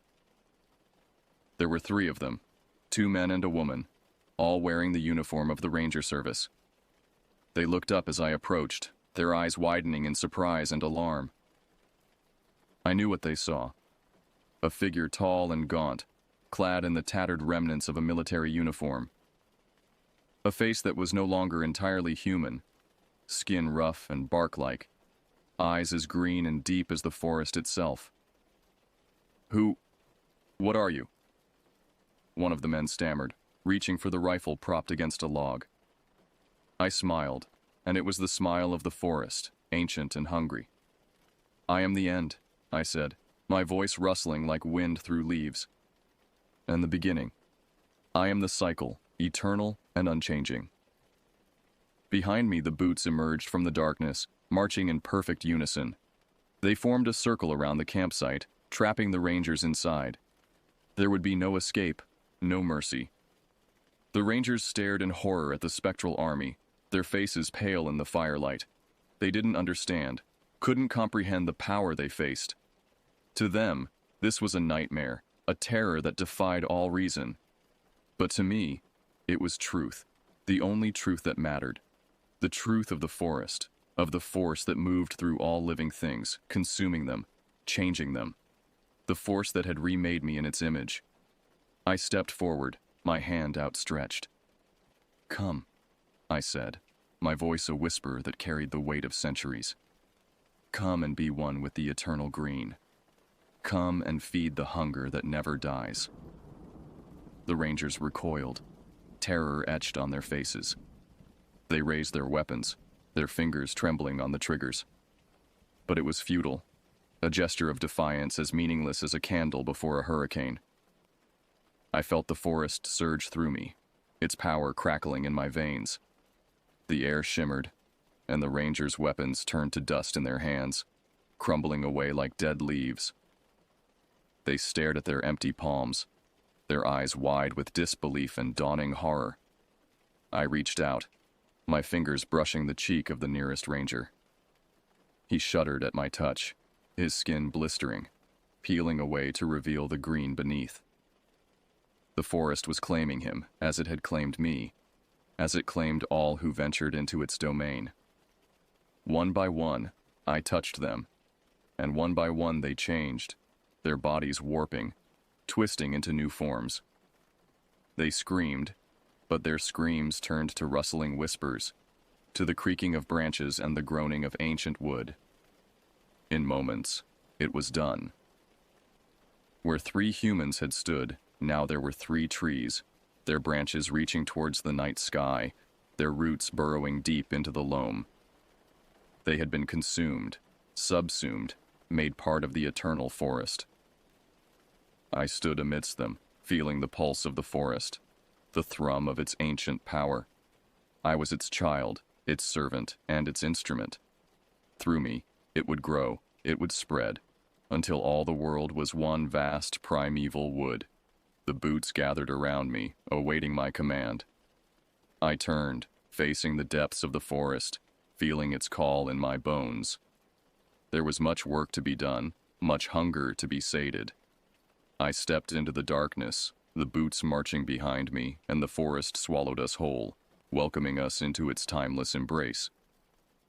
As I moved through the forest, the trees parted before me like loyal subjects bowing to their king. I could feel their reverence, their recognition of the power that now dwelled within me. I was part of them, and they were part of me, all of us woven into the vast, primordial tapestry of the forest. To understand the profound change I had undergone, it's important to grasp the true nature of the forest. This was no ordinary woodland, no simple collection of trees and plants and animals. It was a living entity, a being of immense power and ancient hunger. Imagine, if you will, a vast interconnected web of life, where every root and branch and leaf is but a cell in a greater organism. That is the forest. It thinks, it feels, it hungers, and it grows, always seeking to expand its domain. For centuries, perhaps longer, it has lured creatures into its depths, consuming them, absorbing their essence into itself. In this way, it learns, it adapts, it evolves.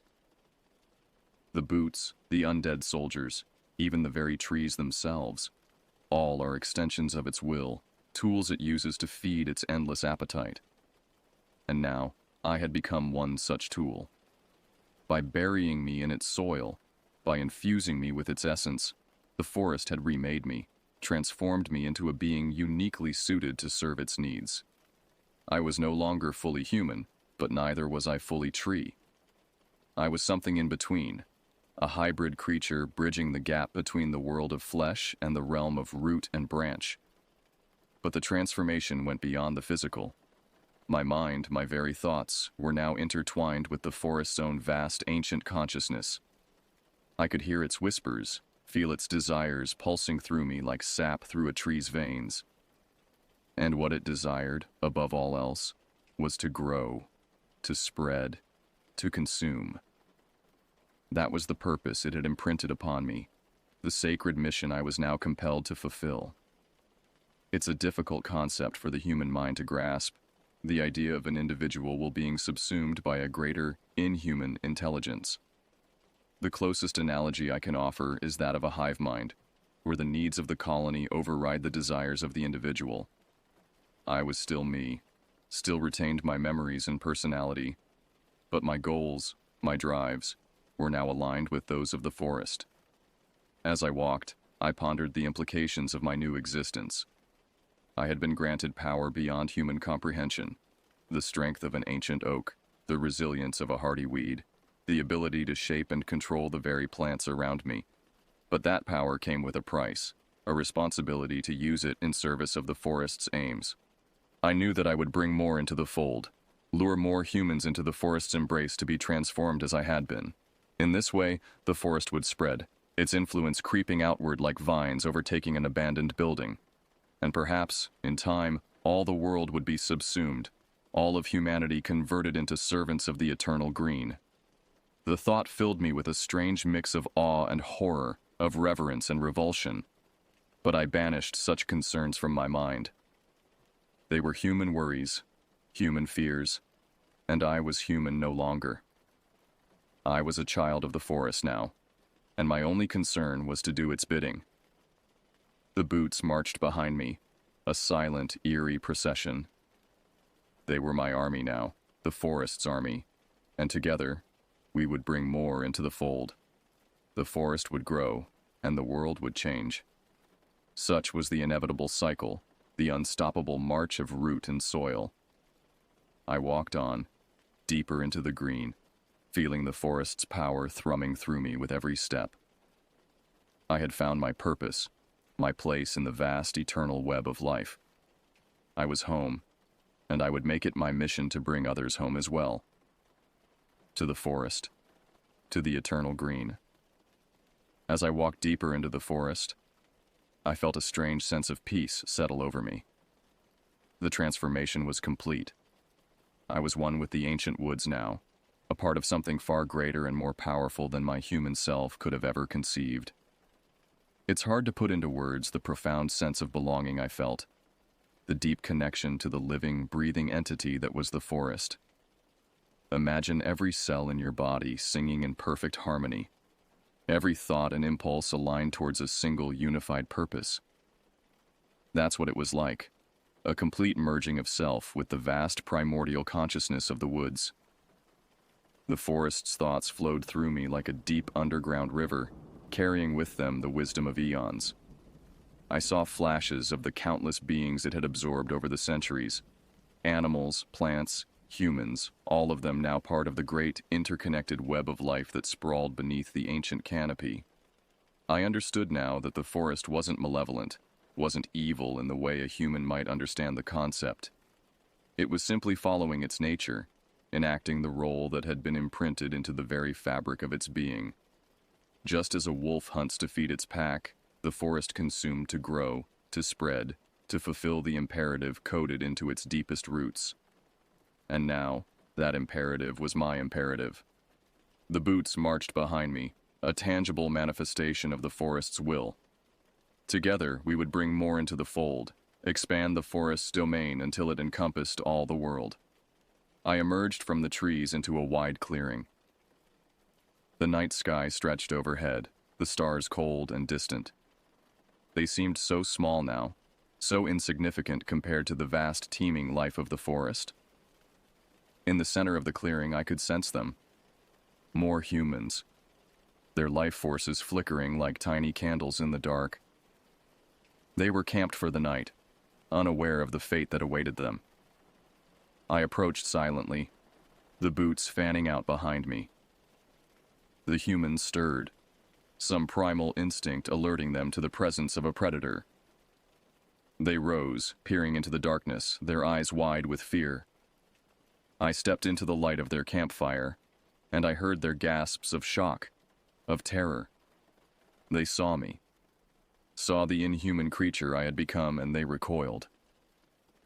But I felt no anger towards them, no hatred. They were simply ignorant, blind to the true nature of the world around them. They couldn't understand the glory of the forest, the beauty of the eternal cycle of life and death and rebirth. I would make them understand. I would show them the truth, just as it had been shown to me. I raised my hand, and the forest responded. Vines burst from the earth, wrapping around the humans, lifting them into the air. They struggled, they screamed, but it was futile. The forest was too strong, its will too inexorable. One by one, I touched them, and one by one, they changed. Their flesh hardened into bark, their limbs elongated into branches. They became part of the forest, part of the never-ending cycle. As the last of them transformed, I felt a surge of satisfaction, of fulfillment. This was my purpose, my sacred duty. I would continue this work, continue to grow the forest, until all the world was green and verdant and eternal. I turned back towards the trees, back towards the heart of the living woods. The boots fell in behind me, an endless procession, a silent army of the forest. I knew there would be challenges ahead, knew that humanity would resist the coming change. They would fight, they would struggle, just as I had struggled.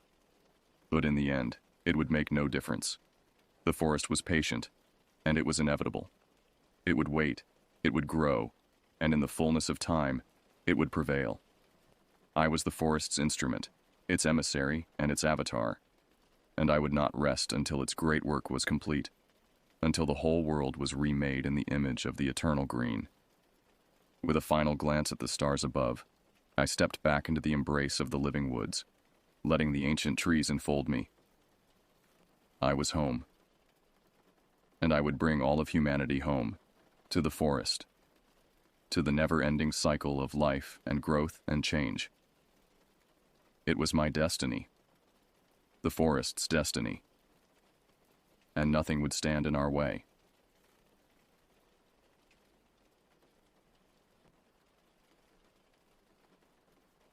The summer of 2018 was supposed to be my sanctuary. At 15, I had carefully planned 7 weeks of sleeping until noon, playing video games, and avoiding any form of structured activity. But my parents had other ideas. Camp Riverside, they called it. A week-long outdoor experience that promised character building and lifelong friendships. The brochure showed smiling teenagers around campfires, but all I could see was a prison sentence.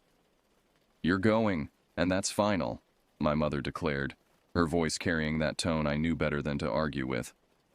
My younger brother Danny seemed thrilled about the prospect, bouncing around the kitchen like an overexcited puppy.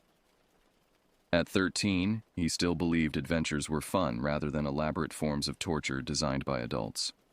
The drive to the camp felt like a funeral procession. Rolling hills gave way to dense forest, and with each mile, the cellular signal bars on my phone decreased until they disappeared entirely. My stomach churned with a mixture of anxiety and genuine dread. Something about the approaching woods felt wrong, though I couldn't articulate why. The trees seemed to lean inward over the narrow road, creating a tunnel of shadows that swallowed our car. When we finally arrived at Camp Riverside, the place looked exactly like every horror movie camp I'd ever seen. Weathered wooden buildings scattered across a clearing, their paint peeling and roofs sagging. A lake stretched behind the main lodge, its surface unnaturally still and dark.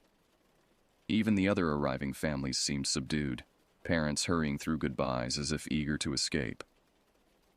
The registration process unfolded in the main lodge, a cavernous building that smelled of mold, old wood, and something else I couldn't identify, something organic and unpleasant. Fluorescent lights buzzed overhead, casting harsh shadows that made everyone's faces look gaunt and sickly. My parents signed papers with uncomfortable speed, avoiding my pleading looks.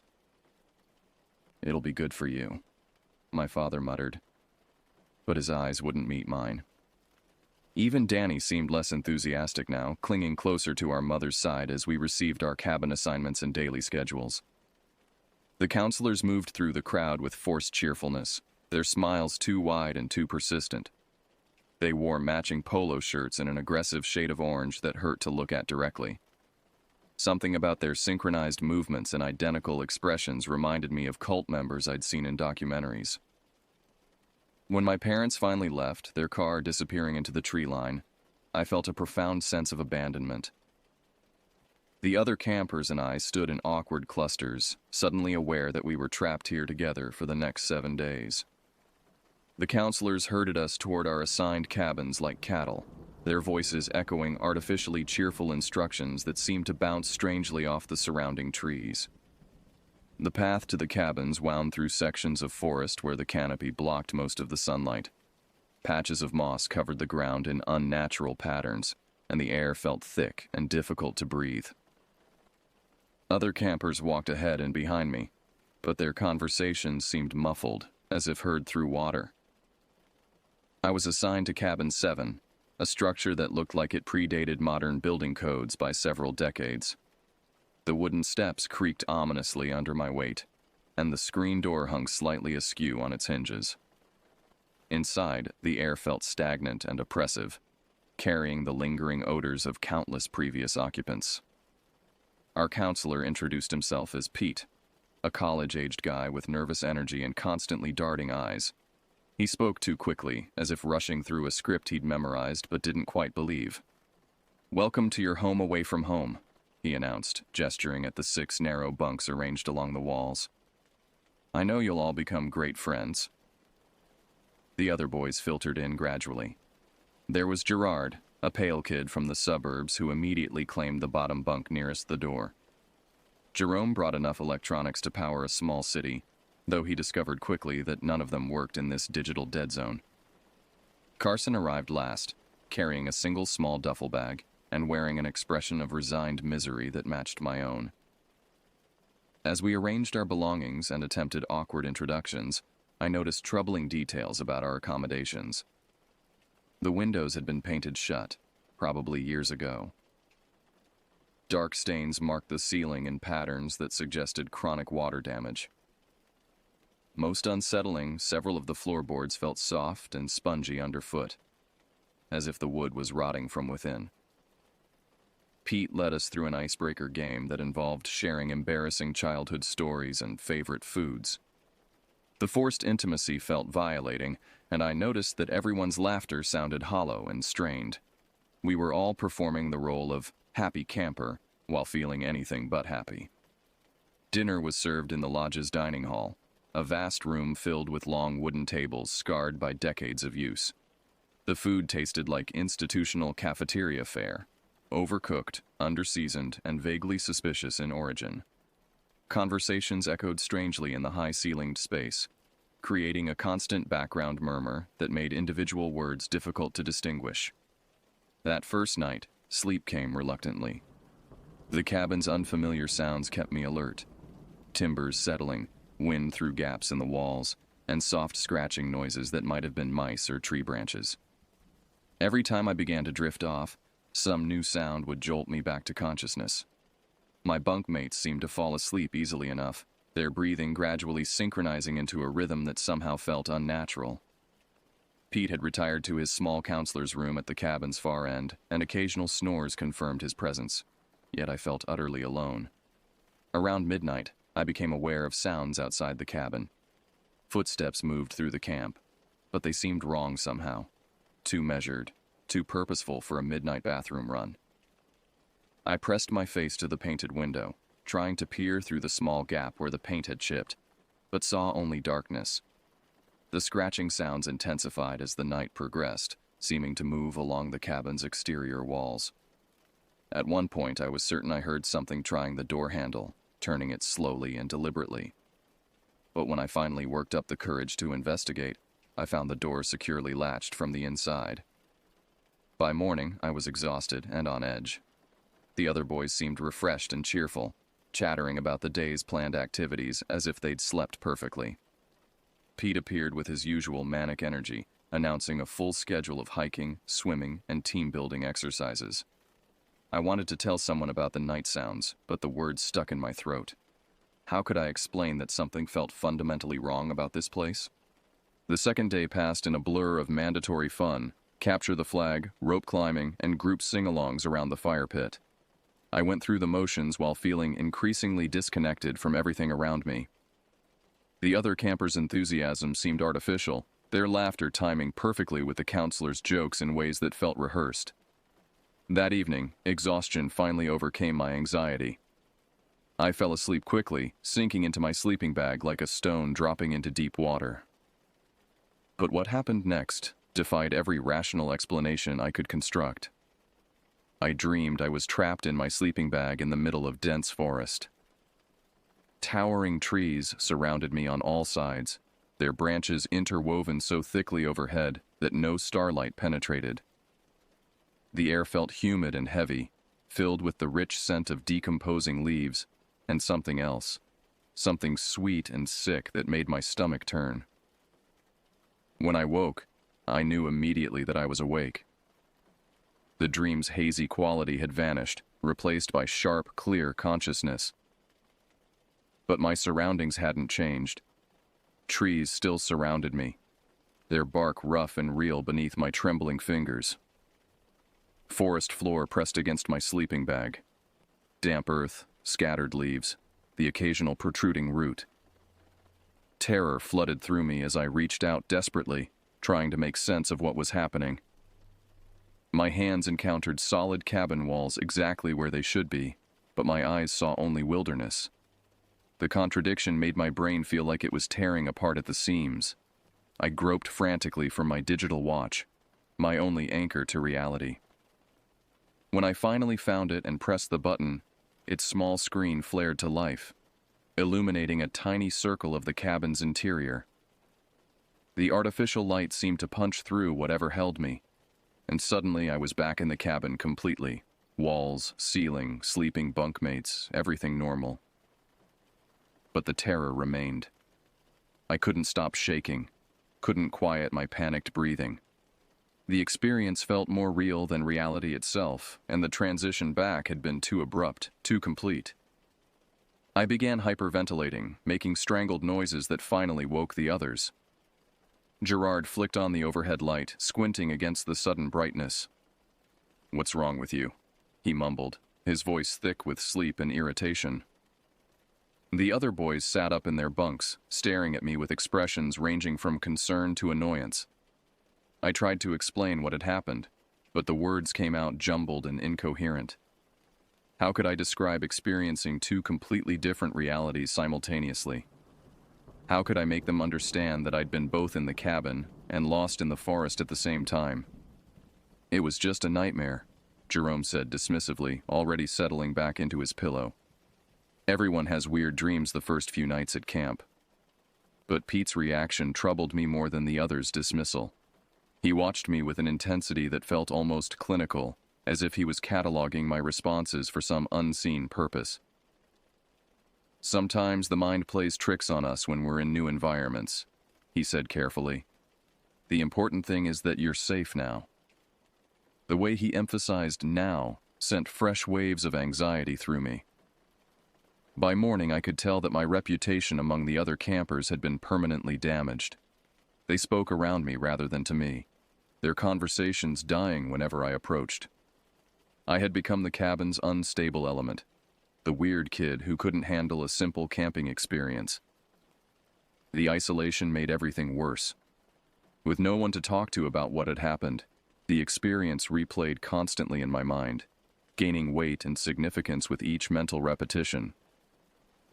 I began questioning my own sanity, wondering if the stress of being away from home had somehow triggered a psychological break. The next morning brought a mandatory hike to an activity building deeper in the forest. Our group gathered at the trailhead, where Pete delivered a briefing about staying together and following marked paths. The trail wound through sections of woods so dense that walking felt like moving through a green tunnel. I was near the middle of our group when I first saw her, a girl in a white dress standing motionless beside the trail about 30 yards ahead. She appeared to be around my age, but something about her posture and stillness felt utterly wrong. She didn't react to our approaching group, didn't turn her head or acknowledge our presence in any way. "Do you see that girl?" I whispered to Carson, who was walking beside me. He followed my gaze and shrugged. "What girl?" The closer we got, the more details I could make out, yet somehow the less real she seemed. Her dress was old-fashioned, with long sleeves and a high collar that belonged to a different era. Her skin had a waxy, translucent quality that reminded me of museum mannequins. Most disturbing, she cast no shadow despite the bright morning sunlight filtering through the trees. As our group drew within 10 feet of where she stood, she simply faded away. Not quickly or dramatically, but gradually, like morning mist dissolving in sunlight. One moment she was there, the next only empty air occupied the space. But that was only the beginning. As we continued along the trail, more children appeared at irregular intervals. A boy in suspenders and knickers stood on a fallen log, his mouth open as if he'd been calling out when time stopped. Twin girls in matching pinafores sat on a boulder, their hands folded identically in their laps, their eyes following our movement with mechanical precision. Each figure was perfectly detailed, yet fundamentally unreal. Each faded as we approached, dissolving into nothingness while my companions chatted and laughed as if nothing was happening. I began to question whether I was experiencing some kind of ongoing psychotic break, but the visions felt too consistent, too deliberately placed to be random hallucinations. The trail ended at a rustic building that served as the camp's arts and crafts center. From the outside, it looked normal enough. Log construction, a metal roof, windows reflecting the surrounding forest. But as our group approached the entrance, I saw something that made my breath catch in my throat. The doorway wasn't filled with the bright interior lighting I expected. Instead, a mass of absolute darkness occupied the entrance. Not shadow or dim lighting, but genuine absence of light that seemed to absorb and cancel out the sunlight around it. The darkness had texture and weight, swirling slowly like thick smoke while maintaining perfect opacity. Pete and the other campers walked directly into this wall of blackness without hesitation, disappearing completely as they crossed the threshold.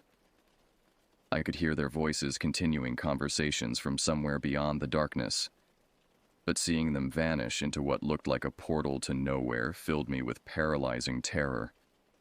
I stood frozen at the building's entrance while the darkness shifted and writhed before me. Occasionally, I thought I saw shapes moving within it. Not my fellow campers, but other forms that moved with disturbing non-human fluidity. The temperature around the doorway felt noticeably colder, and the air carried a metallic taste that made my mouth water unpleasantly. "Come on in," Pete's voice called from somewhere beyond the black barrier. "We're waiting for you."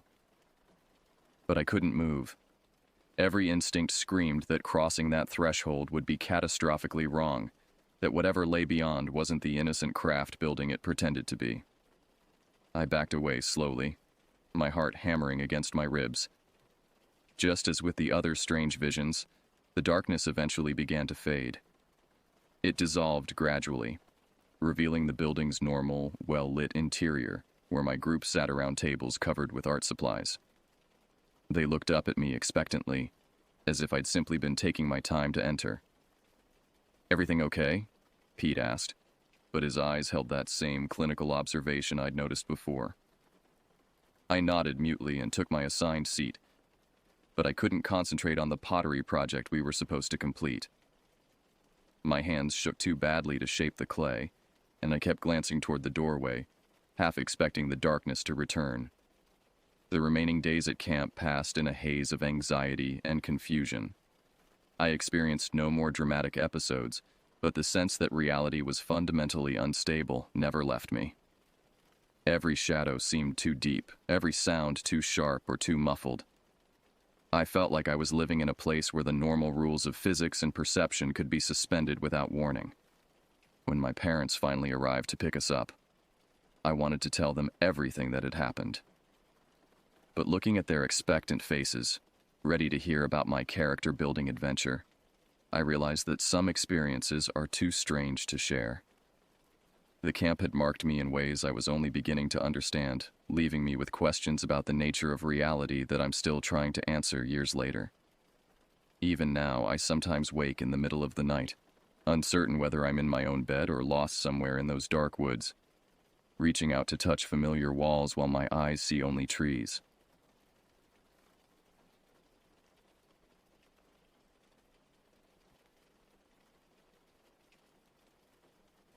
I'd always been drawn to desolate places, those forgotten corners of the world where silence pressed against your eardrums and the vastness made you feel insignificant. Monument Valley was exactly that kind of place, a landscape that seemed carved by some ancient, indifferent force. The massive sandstone monoliths jutted from the earth like tombstones of forgotten giants, their red surfaces glowing molten in the dying light of day. It was late October 2018, and I'd been driving for 3 days straight, running from a life that had become unbearable. The divorce papers were signed, the job was gone, and the apartment felt like a mausoleum of failed dreams.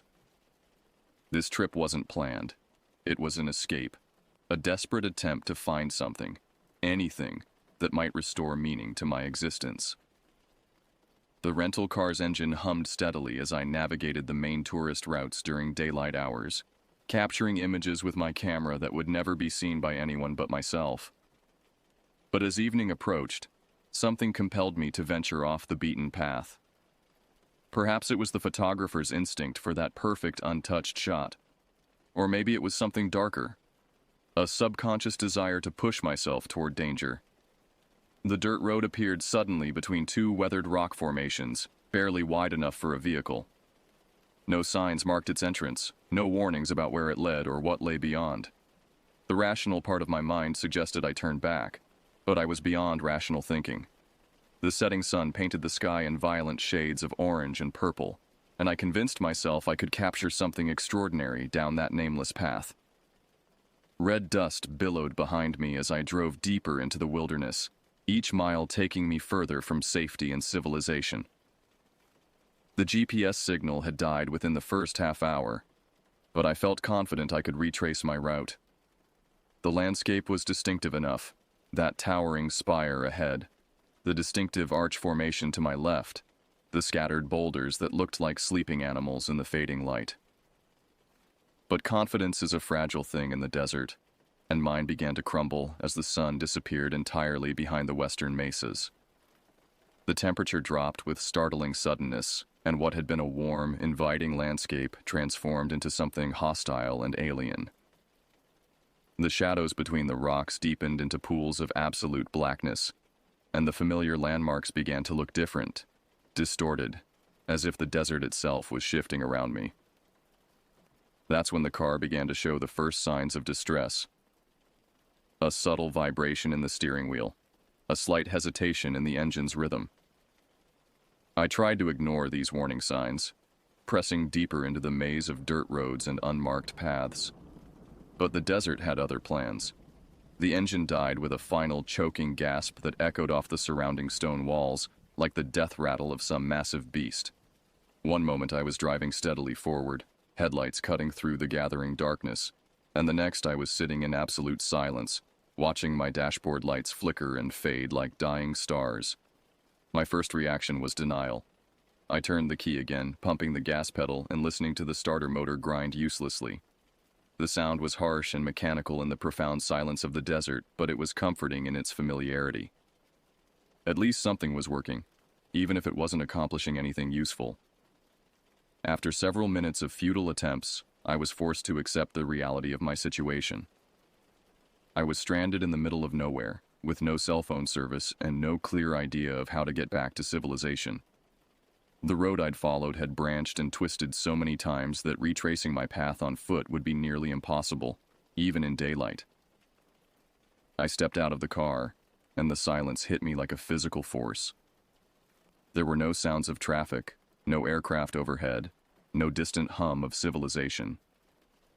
Even the typical desert sounds, the scurrying of small animals, the rustle of vegetation in the wind, were absent. It was as if the entire landscape was holding its breath, waiting for something terrible to happen. The air was much colder than I'd expected, carrying a sharp edge that cut through my light jacket and made me shiver. Above, stars began to appear in vast numbers, their light too distant and cold to provide any real illumination. The moon was just a sliver, offering little help in navigating the treacherous terrain that surrounded me. I popped the hood and examined the engine by the light of my phone's flashlight, though I knew virtually nothing about automotive repair. Everything looked normal to me. No obvious leaks, no loose wires, no smoking components. The battery terminals were clean and tight. The oil level seemed adequate, and I couldn't detect any unusual odors that might indicate a specific problem. Frustration mounting, I slammed the hood shut with more force than necessary. The metallic crash reverberated through the desert like a gunshot, and in the echo that followed, I heard something that made my blood freeze in my veins. Footsteps. Slow, deliberate, circling somewhere in the darkness beyond my limited field of vision. They moved with an odd, uneven rhythm, as if the person making them was injured or walking with some kind of difficulty. But there was something else about the sound, something that triggered an immediate flight response in my primitive brain. "Hello?" I called out, trying to keep my voice steady and authoritative. "Is someone there?" The footsteps stopped immediately, but the silence that followed was somehow worse than the sound had been. It was the silence of a predator that had just realized its prey was aware of its presence. I swept my flashlight beam in a wide arc, but it illuminated only empty desert, scattered rocks, and the twisted shapes of dead vegetation. My heart was pounding so hard I could hear it in my ears, drowning out any other sounds that might give me a clue about what was out there. I climbed back into the car and locked the doors, knowing that the thin metal and glass would provide little protection against a determined human attacker, but needing the psychological comfort of a barrier between myself and whatever was lurking in the darkness. Through the windshield, I could see the outline of a large rock formation about 50 yards ahead, its surface carved into strange shapes by millennia of wind and weather. As I watched, a shadow moved across its face. Not the slow drift of a cloud, but something quick and purposeful. Something that suggested a human form, but wrong somehow, distorted in ways that made my eyes water when I tried to focus on it. I blinked hard and looked again, but whatever I'd seen was gone. The rock face was blank and motionless, innocent of any movement. But the feeling of being watched remained, an almost physical pressure that seemed to press against my skull from all sides. My camera bag was on the passenger seat, and I reached for it with trembling hands, thinking that perhaps I could document whatever was happening to me. If nothing else, the images might serve as evidence if I didn't survive the night. But as I powered on the camera, something impossible happened. The shutter clicked, capturing an image without any input from me. I stared at the camera's LCD screen in horror as a photograph appeared. A view of my car from outside, taken from a position perhaps 20 feet behind the rear bumper. And standing in the background, barely visible in the shadows but unmistakably human-shaped, was a tall figure watching me through the rear window. I spun around, looking through the back windshield, but saw nothing but empty road and darkness. My hands shook as I tried to delete the image, but before I could complete the action, the camera clicked again. Another photograph appeared on the screen, this one taken from a position closer to the driver's side window. The figure was nearer now, close enough that I could make out details that filled me with dread. It was impossibly tall and thin, with limbs that seemed too long for its body. Its clothing appeared to be traditional Native American garments, but they hung on the figure like funeral shrouds, moving in a wind that didn't seem to affect anything else in the photograph. But it was the face that truly terrified me, or rather, the absence of a face. Where features should have been, there was only shadow, a void that seemed to absorb light rather than reflect it. I fumbled for the ignition key, my hands shaking so badly I could barely grasp it. The engine turned over weakly but refused to start, producing only a grinding sound that seemed to echo mockingly through the desert air. I tried again, then again, panic rising in my throat like bile. A soft tapping sound came from the passenger side window, gentle, almost polite, like someone asking for directions. But the politeness of it somehow made it more terrifying than if something had been trying to smash its way into the car. This was the tap of something that was confident in its power, something that could afford to be patient. I forced myself to look toward the sound, and my breath caught in my throat. Standing beside the car was an elderly man, his face deeply lined and weathered, wearing traditional clothing that seemed to belong to another century.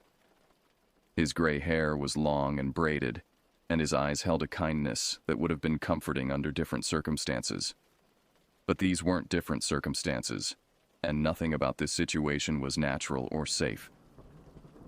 The man had appeared from nowhere, in the middle of a desert where no one should have been walking, and my camera had somehow been taking pictures of him before he'd made himself known. He leaned down and spoke through the window, his voice muffled but clearly audible. "Are you having car trouble, my friend? This is not a safe place to be stranded at night." Every instinct I possessed screamed at me not to open the window, not to trust this seemingly helpful stranger. But he appeared harmless, even frail, and I was desperately in need of assistance. Perhaps he had a cell phone, or knew of a nearby settlement where I could get help. I cracked the window perhaps an inch, just enough to speak clearly. "My car broke down," I said, trying to keep my voice steady. "Do you know how to get back to the main road?" The old man smiled, but there was something wrong with his expression. His teeth seemed too sharp, too numerous, filling his mouth in ways that defied anatomy. "Oh yes, I know these roads very well. But you shouldn't travel them at night. Dangerous things happen in the darkness out here." As he spoke, I noticed that his reflection in my side mirror looked different from what I was seeing directly. In the mirror, his face was older, more gaunt, with eyes that glowed with an unnatural light. The traditional clothing appeared tattered and stained, as if it had been worn for decades without being cleaned or repaired. "There's a safe place nearby," he continued, his voice taking on a hypnotic quality that made my eyelids feel heavy. A place where you can wait until morning. Just follow me. He pointed into the darkness away from the road, toward a landscape of broken rocks and deep shadows where no sane person would venture on foot. But as he pointed, I saw lights in the distance. Warm, welcoming lights that suggested buildings and people and safety. The lights flickered like candles in the wind, creating an inviting glow that seemed to promise warmth and shelter from the cold desert night. But something about them felt wrong, like a mirage that would disappear the moment I tried to approach. The old man waited patiently beside my window, his smile never wavering, his strange eyes fixed on mine with an intensity that made my skin crawl. "You don't understand," I said, my voice barely above a whisper. "I can't leave my car. Someone might come along and help." His smile widened, showing even more of those impossibly sharp teeth. "No one comes down this road after dark," he replied. "No one except those who are lost like yourself. And the lost, they don't always find their way back." As he spoke, I became aware of other sounds in the darkness. Low growls and snuffling noises, like a pack of large dogs circling just beyond the range of my headlights. But there was something human about the sounds too, as if people were making animal noises, or animals were trying to speak like people. The old man noticed my distraction and chuckled softly. "They're hungry," he said matter-of-factly. "It's been a long time since someone came this way. A long time since we've had company." That was when I knew with absolute certainty that I was in the presence of something evil. The helpful facade dropped away completely, replaced by a predatory intensity that made my blood turn to ice water in my veins. Whatever this thing was, it wasn't human, despite its appearance. And the lights in the distance weren't a settlement. They were a trap, designed to lure desperate travelers away from the relative safety of the road. I rolled up the window as quickly as I could, but the old man made no move to stop me. Instead, he began to change. His body elongated impossibly, his limbs stretching like rubber, his face distorting into something that belonged in a nightmare. His clothes fell away like old rags, revealing gray, mottled skin covered in what looked like crude tattoos or ritual scars. The thing that had pretended to be a helpful stranger began to move around the car with fluid, inhuman grace.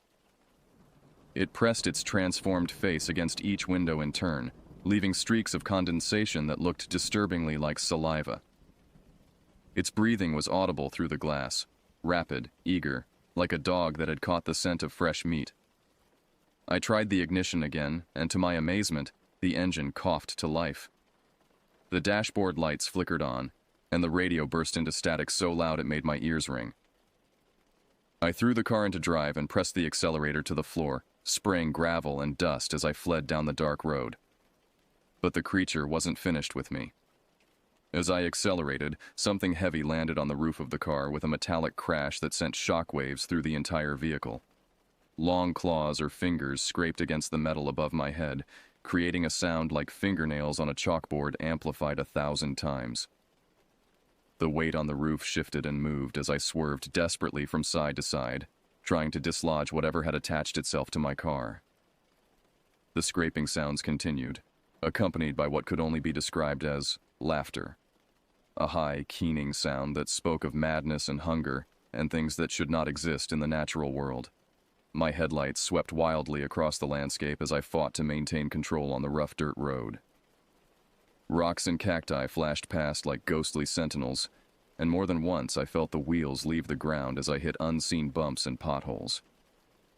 The speedometer needle climbed steadily, 30, 40, 50 miles per hour on a road that was barely safe at half that speed. The creature on my roof seemed to be enjoying the ride. Its claws dug deeper into the metal, creating anchor points that allowed it to maintain its grip despite my erratic driving. Through the roof, I could hear it moving around, repositioning itself, occasionally tapping out a rhythm that sounded almost like a song. In my rearview mirror, I caught glimpses of other shapes pursuing us on foot, keeping pace with the car despite the impossible speed. They moved with the fluid grace of predators, bounding across the rough terrain as easily as if they were running on smooth pavement. Their eyes reflected the red glow of my taillights, creating the impression of floating embers in the darkness. The road ahead split into two branches, and I had to make a split-second decision about which way to go. The left fork seemed to head toward higher ground, possibly offering a better vantage point and a chance to see lights from civilization. The right fork curved downward into what looked like a canyon or arroyo, a place where I could easily become trapped. I chose left and immediately regretted it. The road became even rougher, barely more than a game trail carved into the rocky hillside.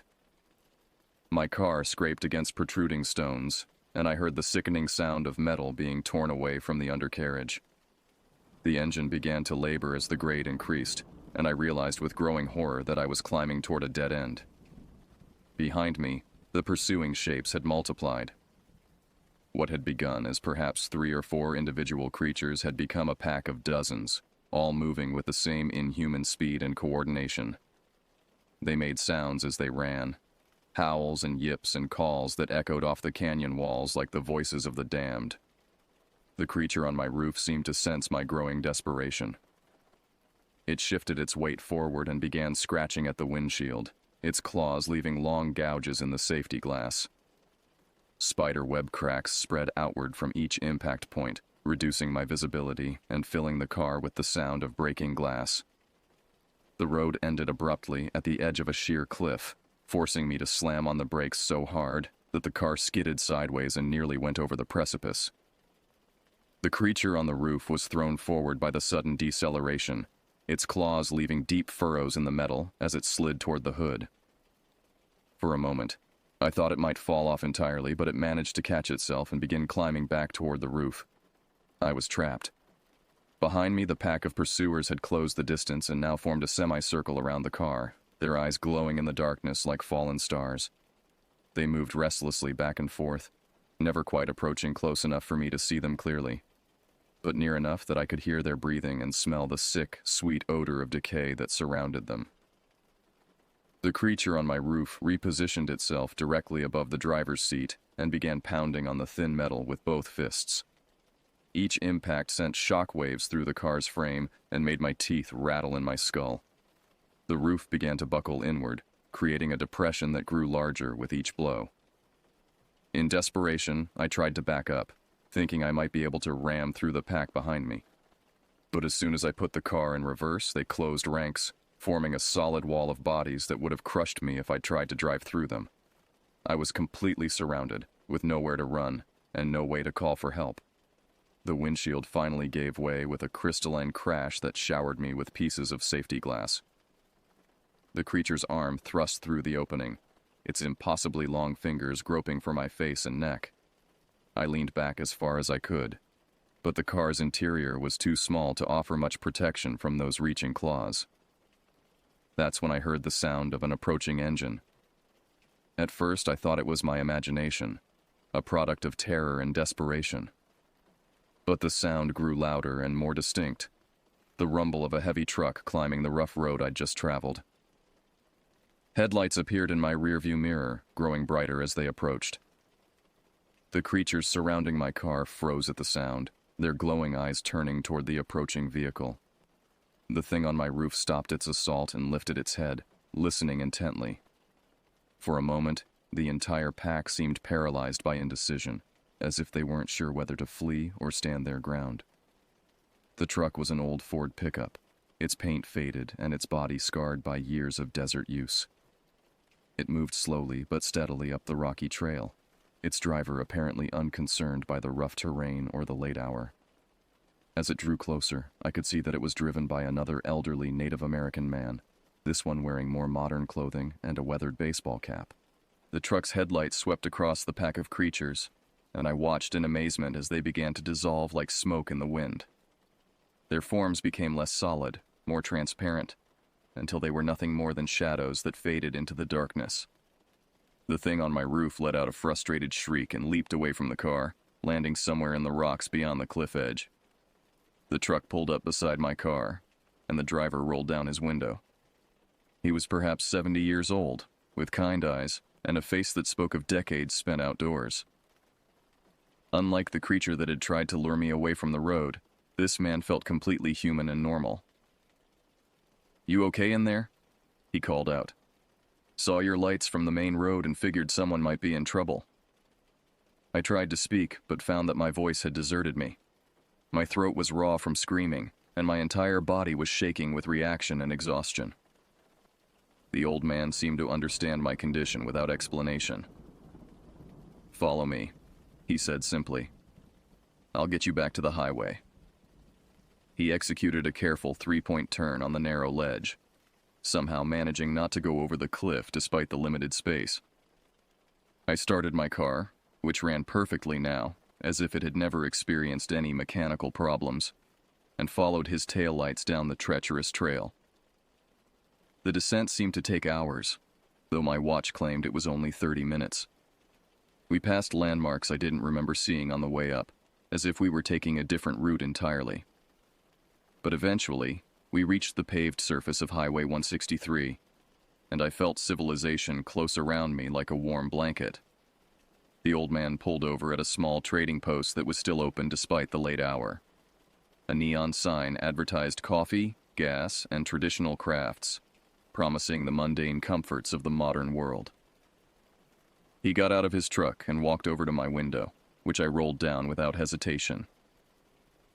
"You were lucky," he said without preamble. "Most people who go up that road after dark don't come back down."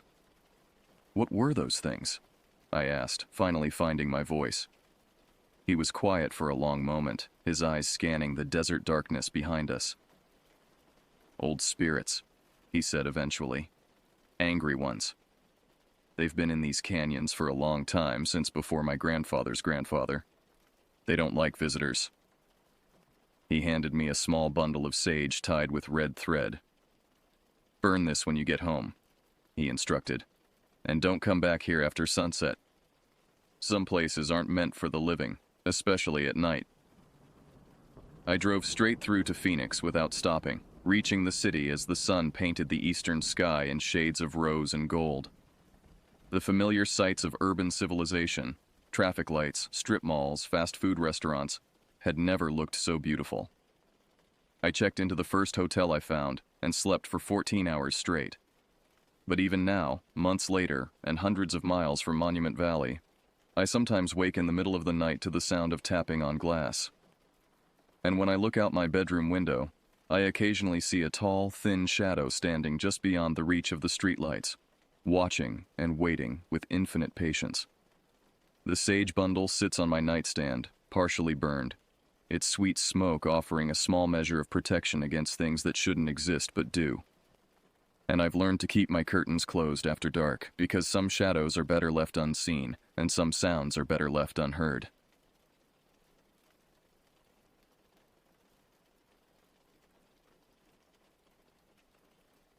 October 15th, 2023. I was 24 years old, and this marked my 6th year joining my best friend Riley on our annual trip to visit his grandparents in the remote mountains of northern Georgia. The small town of Cedar Falls wasn't much more than a collection of weathered buildings scattered along winding mountain roads, but it held a special place in both our hearts. Riley's grandfather, whom we called Pops, was a 73-year-old retired park ranger who had spent his entire life in these mountains. His stories of the wilderness, the changing seasons, and the wildlife that called these peaks home had shaped both Riley and me into the outdoor enthusiasts we'd become. The cabin sat on 12 acres of heavily forested land, surrounded by towering pines and ancient oaks that seemed to whisper secrets when the wind picked up.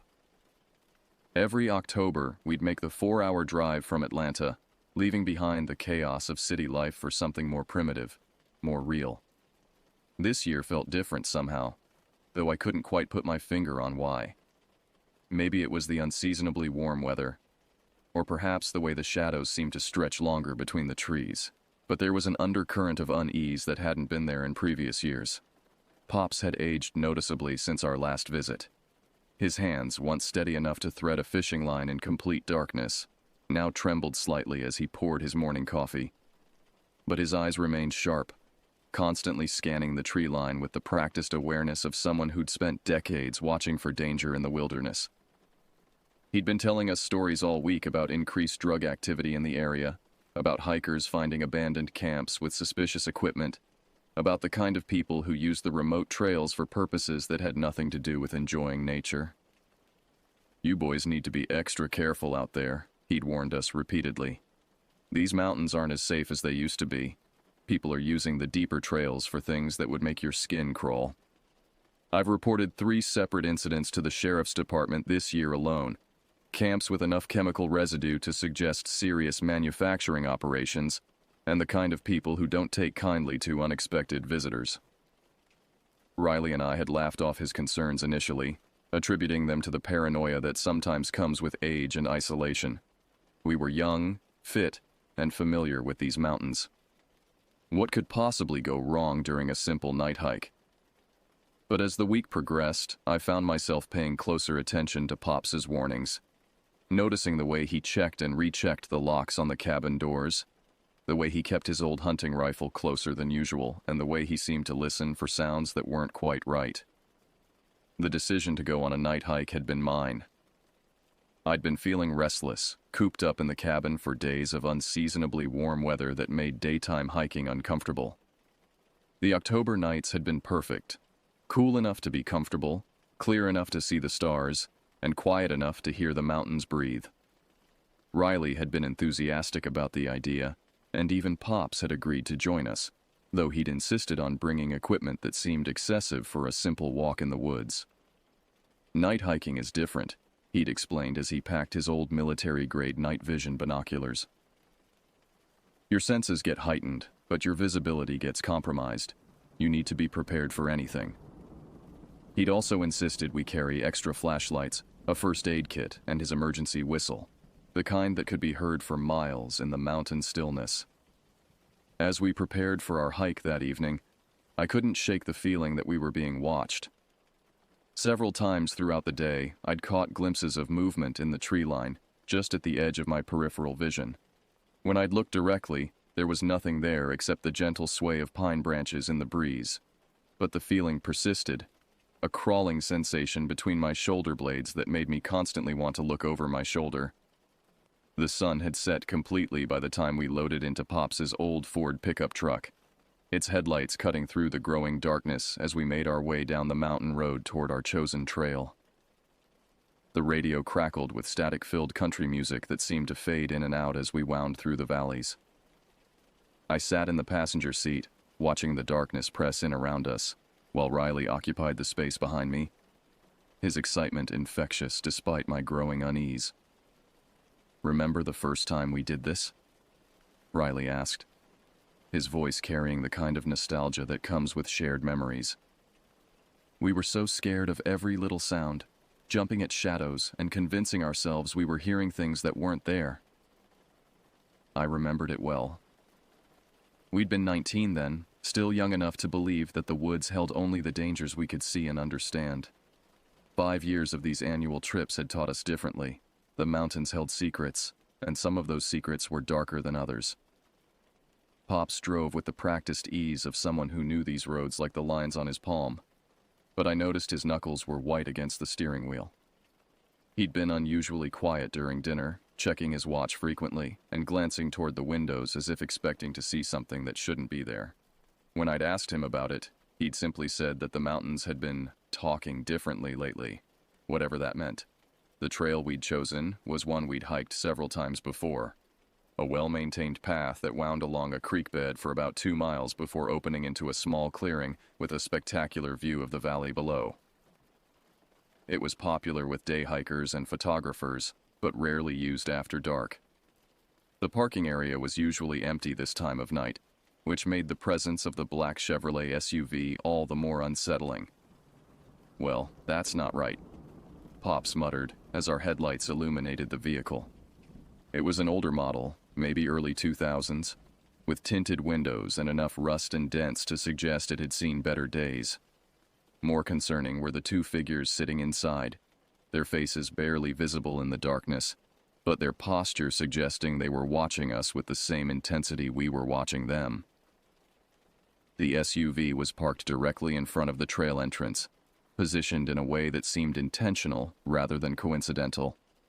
One of the men, I could see now that they were both middle-aged, both wearing dark clothing, leaned forward as our headlights swept across their windshield. For a moment, we stared at each other across the darkness, and I felt something cold settle in my stomach. "Drug dealers," Pops said matter-of-factly, putting the truck in reverse. "I've seen that vehicle before, usually around the times when the sheriff's department finds those illegal camps I told you about. We're not hiking this trail tonight." As we backed away from the parking area, I watched the SUV in the side mirror. Neither man moved, but I could feel their eyes following us as we retreated down the mountain road. The encounter had lasted less than 30 seconds, but it left me with the distinct impression that we'd narrowly avoided something unpleasant. "There's another trail about half a mile down," Pops explained as we drove away from the first location. "It's not as scenic, but it's got good elevation and decent views. More importantly, it's got multiple entry and exit points, which means we won't be trapped if someone decides to follow us." The second trail was accessed by a narrow dirt road that branched off from the main mountain highway. It was the kind of road that would be easy to miss unless you knew it was there, winding through dense forest before opening into a small clearing where hikers typically parked. Pops drove slowly, his headlights sweeping back and forth across the road surface, checking for fresh tire tracks or other signs of recent activity. "This is better," he said as we pulled into the clearing. "We can park here, about 50 feet back from the road, and start our hike from that trailhead over there." He pointed toward a barely visible break in the trees where a worn path disappeared into the darkness. But as we climbed out of the truck, I couldn't shake the feeling that we hadn't left our problems behind. The encounter with the SUV had left me on edge, and every shadow seemed to hold potential threats. The forest around us was too quiet, missing the usual sounds of nocturnal wildlife that should have been active this time of night. The trail was rougher than I'd expected, winding through dense underbrush that seemed to reach out and grab at our clothing as we passed. Our flashlights carved narrow tunnels of light through the darkness, creating moving shadows that played tricks on our eyes and made every step feel uncertain. Pops led the way with the confident stride of someone who'd walked these mountains for decades, while Riley and I followed close behind, our breathing already becoming labored from the steep incline. The October air was crisp and clean, carrying the scent of fallen leaves and the distant smell of wood smoke from someone's fireplace. Under normal circumstances, it would have been perfect hiking weather. But tonight, every breath felt charged with tension, every sound magnified by the darkness around us. I found myself constantly looking over my shoulder, unable to shake the feeling that we were being watched. "You boys are jumpy tonight," Pops observed, though his voice carried a note of understanding rather than criticism. "It's natural to be more alert when you can't see more than 10 feet in any direction. Your other senses compensate, pick up things you might miss during the day." He was right. I could hear things I'd never noticed before. The subtle creaking of tree branches, the distant sound of water moving over rocks, the soft rustle of small animals moving through the underbrush. But underneath these natural sounds, there was something else, something that made the hair on the back of my neck stand up. We'd been hiking for about 30 minutes when we first heard the dog barking. It was a deep, aggressive sound that carried clearly through the still mountain air, coming from somewhere off to our left, maybe 300 feet away. All three of us stopped simultaneously, our flashlights instinctively sweeping in the direction of the sound. "That's not good," Pops said quietly, his hand moving to the emergency whistle hanging around his neck. "Dogs don't usually bark like that unless they're protecting something or warning someone about intruders." The barking continued, a steady, rhythmic sound that seemed to echo off the surrounding mountains. It was impossible to tell whether the dog was loose or restrained, whether it was alone or with its owner. But there was something unsettling about the persistence of it, the way it seemed to follow us as we continued down the trail. "Should we turn back?"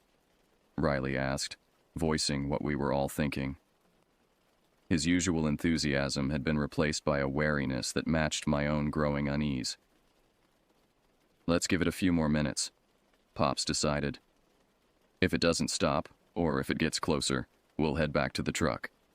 But right now, it sounds like it's staying in one place, which suggests it's probably tied up. We continued hiking, but the barking had changed the entire dynamic of our trip.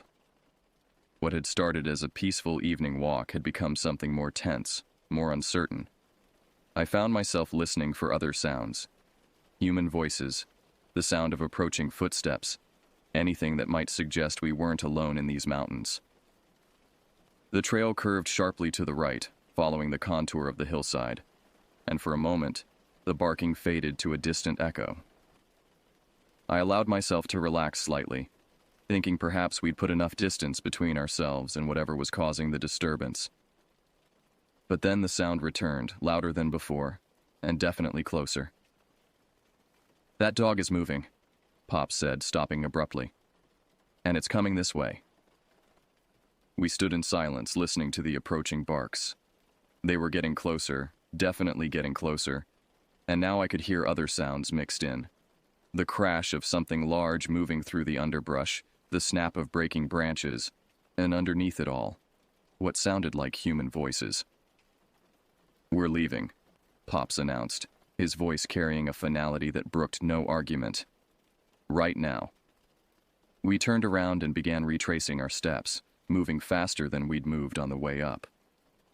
The barking followed us, sometimes closer, sometimes farther away, but always present. It was like being hunted, tracked by something we couldn't see but could definitely hear. As we hurried back down the trail, I couldn't help but think about Pops's warnings about drug activity in the area. Were we stumbling into something we weren't supposed to see? Had our innocent night hike brought us into contact with people who had reasons to avoid being discovered? The answers to those questions would come soon enough, but not in the way any of us expected. The return journey to the truck felt endless. Every step seemed to take us farther from safety rather than closer to it, and the barking continued to follow us, sometimes echoing from one direction, sometimes from another, as if we were being surrounded. My heart hammered against my ribs as we picked our way down the rocky trail, our flashlights creating wild patterns of light and shadow that made it impossible to judge distances or identify potential threats. Pops had taken the lead, his 73-year-old body moving with surprising agility over the rough terrain. Years of hiking these mountains had left him with an instinctive understanding of how to navigate in the dark, where to place his feet to avoid loose rocks, which branches to duck under, and how to read the subtle changes in the trail surface that indicated obstacles ahead. "Almost there," he called back to us, his voice barely carrying over the sound of our labored breathing. "Another few hundred yards and we'll be back at the truck." But as we rounded the final curve in the trail, the beam of my flashlight caught something that made my blood freeze in my veins. There, parked directly behind Pop's truck, was a vehicle with its headlights on and its engine running. Even from a distance of nearly 1,000 feet, I could tell it was the same black SUV we'd encountered at the first trail. "Stop!" Pops hissed, grabbing both Riley and me by the arm. "Get down and turn off your flashlights."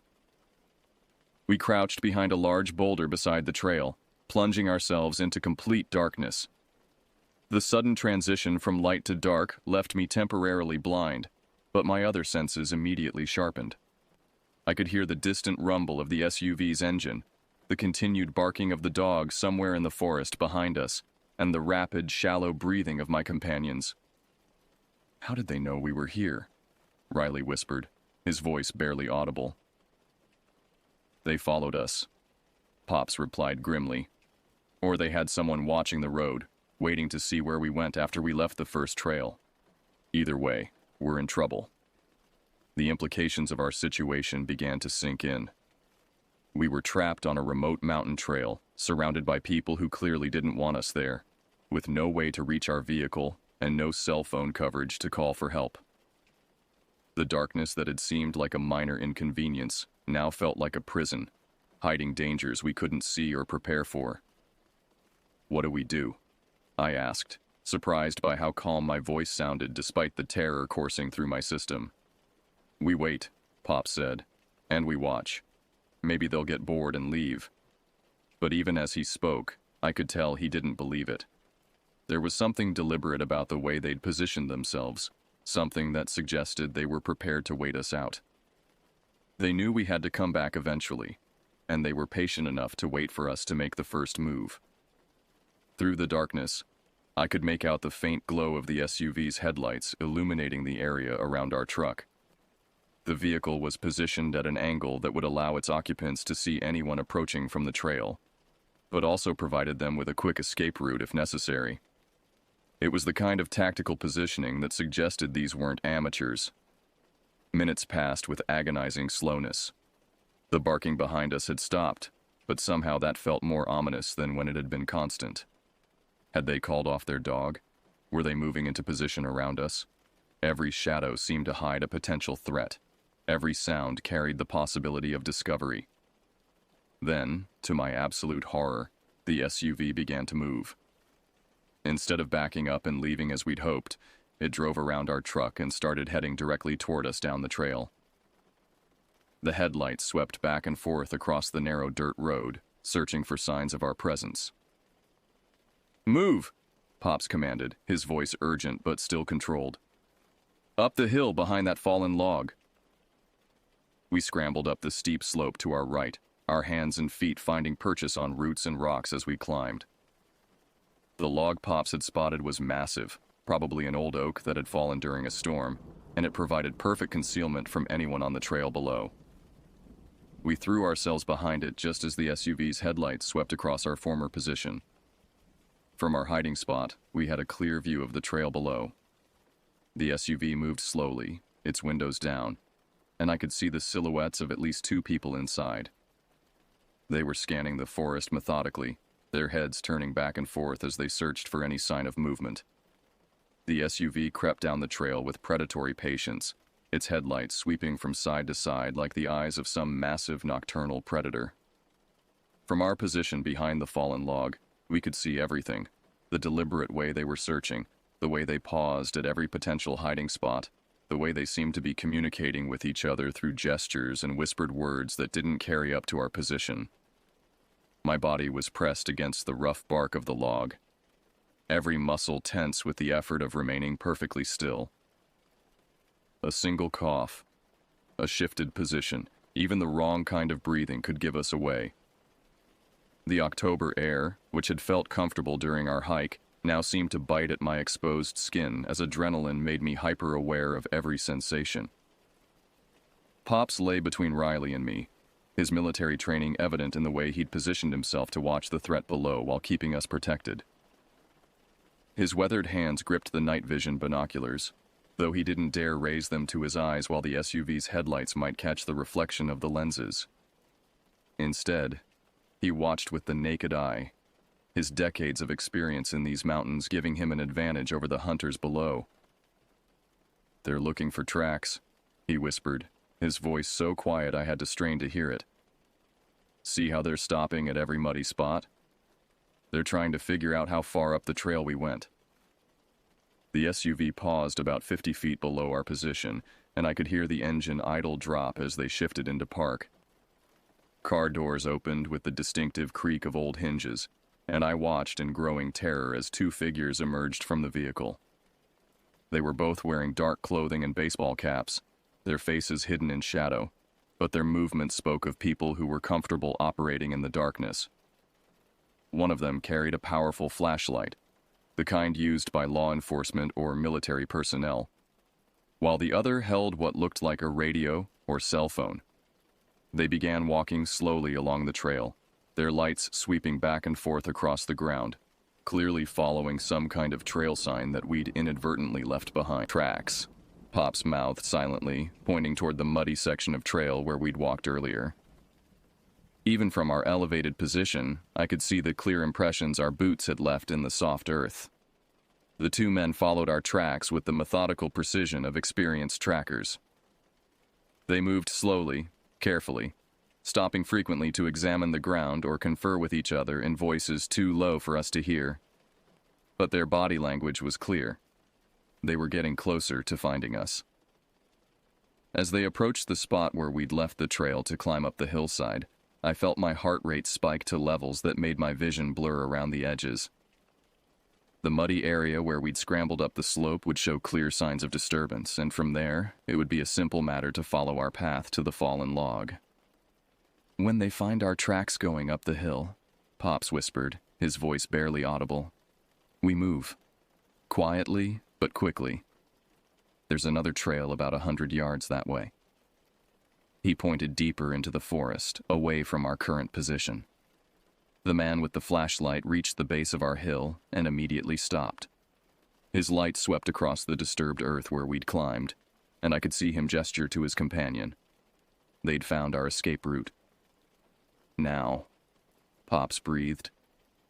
We began moving, staying low and trying to step only on solid ground that wouldn't show our passage. The fallen log had been our salvation, but now it was about to become our prison if we didn't move quickly enough. Behind us, I could hear the two men beginning their own climb up the hillside, their progress marked by the snap of breaking branches and the soft thud of boots on earth. The forest around us was a maze of trees, rocks, and underbrush that seemed designed to trip us up and slow our progress. Without flashlights, we were moving almost entirely by feel, our hands extended in front of us to avoid walking into trees, our feet testing each step before committing our full weight. But our pursuers had no such limitations. Their flashlights cut through the darkness like swords, and I could see the beams getting closer to our position. They were moving faster than we were, more confident in their ability to navigate the terrain, and they clearly had experience in this kind of pursuit. "The trail?" Pops gasped, pointing toward a break in the trees that I couldn't see but had to trust was there. 50 more yards. Those 50 yards felt like 50 miles. Every step was a gamble, every breath a risk of discovery. The flashlight beams were getting closer, and I could hear voices now. Not words, but the tone and cadence of people coordinating a search.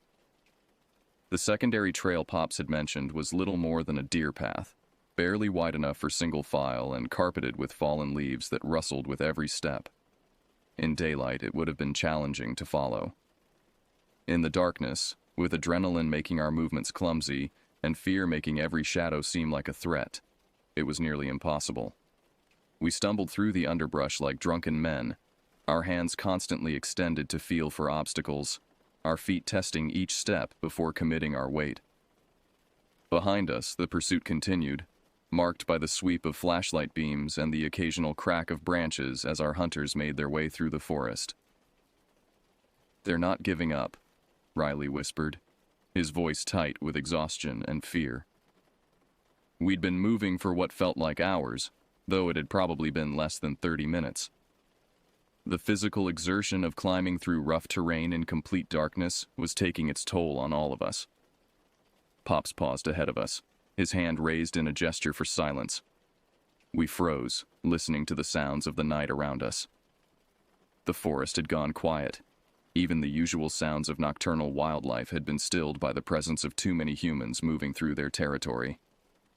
"There!" Pops pointed toward a faint glow visible through the trees. "That's the main road. If we can get there, we can flag down help." But as we watched, the glow began to move. It wasn't stationary lighting from the road. It was the headlights of a vehicle, moving slowly along the mountain highway. And as it drew closer, I could see that it was searching, its headlights sweeping back and forth across the forest edge just as the SUV had done on the trail. They have more people, I realized with growing horror. They're not just following us on foot, they have someone watching the road. The implications were terrifying. We weren't dealing with opportunistic criminals who had stumbled across our presence. This was coordinated, planned, and executed with a level of organization that suggested serious criminal activity. We had walked into something much bigger and more dangerous than a simple drug operation. "How many of them are there?" Riley asked, voicing what we were all thinking. "Doesn't matter," Pops replied grimly. "We need to find another way out." But our options were rapidly disappearing. The terrain around us was becoming increasingly difficult. Steep slopes covered with loose rocks that would create noise with every step. dense thickets that would slow our progress to a crawl, and areas of exposed rock that would leave clear tracks for our pursuers to follow. The vehicle on the road had stopped directly opposite our position, its headlights now stationary and pointed into the forest. I could see figures moving around the vehicle, and what looked like the distinctive outline of someone setting up some kind of equipment. "Night vision," Pop said, recognizing what I was seeing. "They're setting up night vision equipment to scan the forest." The technology gap between us and our pursuers was becoming apparent. We had 3 small flashlights that we couldn't use without giving away our position, while they had powerful searchlights, night vision equipment, and multiple vehicles. It was like being hunted by a military unit while armed with nothing but our wits and our knowledge of the terrain. "There's a creek about half a mile that way." Pops pointed toward what looked like impenetrable darkness. "If we can get there, we can follow it downstream. Water won't hold our tracks, and the sound of moving water will mask our movement." Half a mile had never sounded so far. The terrain between us and the creek was some of the roughest in the area. Steep slopes, thick underbrush, and multiple rocky outcroppings that would be treacherous to navigate in daylight, let alone in complete darkness while being pursued by people with superior equipment and numbers. But we had no choice. The alternative was to remain in place and hope our pursuers would give up, which seemed increasingly unlikely given the resources they were putting into finding us. Or we could try to surrender, but given what we'd stumbled into, that seemed like an option that would end badly for all of us. "Stay close," Pops instructed. "And whatever happens, don't make any noise. They're listening for us now." We began moving again, this time with even more caution than before. Every step was calculated, every breath controlled. The darkness around us was complete, forcing us to rely on senses that felt inadequate for the task at hand. Behind us, the search continued. I could hear voices calling to each other, the sound of vehicles moving along the road, and the occasional crack of someone moving through the underbrush. They were methodical, professional, and persistent, and they were getting closer. The sound of running water reached us before we could see the creek, a gentle babbling that seemed impossibly loud in the tense silence of our flight. After what felt like hours of stumbling through the darkness, the promise of the creek represented both hope and terror. Hope because it offered a way to move without leaving tracks. Terror because reaching it meant crossing exposed ground where we would be vulnerable to the night vision equipment our pursuers were using. The creek was smaller than I'd expected, perhaps 3 feet wide and maybe a foot deep, running over smooth stones that had been polished by decades of mountain runoff. Under different circumstances, it would have been a peaceful spot, the kind of place where you might stop during a day hike to rest and enjoy the sounds of nature. Tonight, it represented our only chance of escape. "Get in the water," Pops instructed, his voice barely audible over the sound of the current. "Walk in the center, try not to splash. The water will hide our scent from any dogs they might bring in." The water was shockingly cold, even through our hiking boots. October mountain water carries the bite of approaching winter, and within seconds, my feet began to go numb. But the discomfort was nothing compared to the relief of knowing we were leaving no tracks for our pursuers to follow. We moved downstream in single file, Pops leading the way with the sure-footed confidence of someone who had spent his life in these mountains. The creek bed was treacherous, loose stones that shifted underfoot, sudden drops that could send you tumbling, and overhanging branches that seemed to reach out from the darkness to grab at our clothing. "This creek connects to the main river about 2 miles downstream," Pops explained in a whisper. "There's a bridge there, and a road that leads back to town. If we can make it that far, we can get help." 2 miles had never sounded so far. Every step was a battle against the current, the cold, and the darkness. My feet were completely numb now, and I could feel the beginning of hypothermia creeping into my legs. But behind us, the search continued, and the alternative to pressing on was unthinkable. As we followed the creek downstream, pieces of the puzzle began to fall into place. The organized nature of our pursuit, the multiple vehicles, the professional equipment. This wasn't random criminal activity. We had stumbled into something much bigger, much more dangerous. "Pops," I whispered during a brief stop to rest. "What do you think they're doing out here?" His face was grim in the faint starlight. "I think we found one of those manufacturing operations I've been reporting to the sheriff, and I think they're willing to do whatever it takes to protect it." The implications were chilling. We weren't just dealing with drug dealers or petty criminals. We were dealing with people who had invested serious resources in their operation, people who had too much to lose to let witnesses walk away. "The dog we heard earlier," Riley said suddenly. "It wasn't just barking at us. It was alerting them to our presence." That made sense. The persistent barking, the way it had seemed to follow us, the way it had stopped just before the SUV appeared. It had all been coordinated. We had walked into a trap that had been set long before we'd even decided to go hiking. "They've been watching the trails," Pops realized. "Probably for weeks or months. Anyone who gets too close to their operation becomes a target." The creek curved sharply to the left, following the natural contours of the mountain. As we rounded the bend, I could see lights in the distance, not the searching beams of our pursuers, but the steady glow of civilization. Streetlights, house lights, the blessed promise of safety and help. "The bridge." Pops pointed toward a structure barely visible in the darkness. "We're almost there." But as we approached the bridge, I could see that our ordeal wasn't over. Parked at the near end of the bridge was another vehicle. This one with its headlights off, but its engine running. Someone was waiting for us. "They anticipated this," Pop said grimly. "They knew about the creek, knew where it led. They've been herding us toward this point."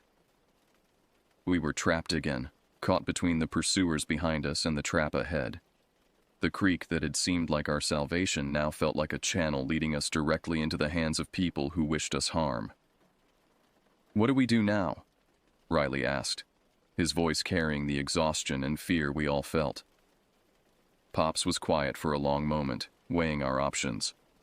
Behind us, I could hear the sound of our pursuers getting closer, their search moving systematically down the mountainside toward the creek. Ahead of us, the bridge represented both escape and capture. "We have one advantage," he said finally. "They don't know exactly where we are. They're covering the most obvious exit point, but they can't watch everywhere." He pointed toward the far bank of the creek, where the terrain looked even more challenging than what we'd already crossed. "There's another trail over there, one that most people don't know about. It's steep and rough, but it leads to a different road, one they might not be watching." The decision to cross the creek and attempt the unknown trail felt like stepping off a cliff into an abyss. We were abandoning the familiar for the unknown, trading a difficult but manageable path for one that might prove impossible in our exhausted state. But as the lights of our pursuers grew closer and the trap at the bridge became more apparent, we had no choice but to take the gamble. The crossing was the most terrifying part of our entire ordeal. The creek was deeper here, reaching nearly to our knees, and the current was stronger as it approached the main river. Worse, we had to cross in the open, exposed to anyone watching from either direction. For 30 seconds, we would be completely vulnerable. "One at a time," Pops instructed. "I'll go first, then Riley, then you. If anyone gets spotted, the other two keep going no matter what." I watched Pops wade into the deeper water, his 73-year-old body moving with the careful precision of someone who knew that a single misstep could mean death.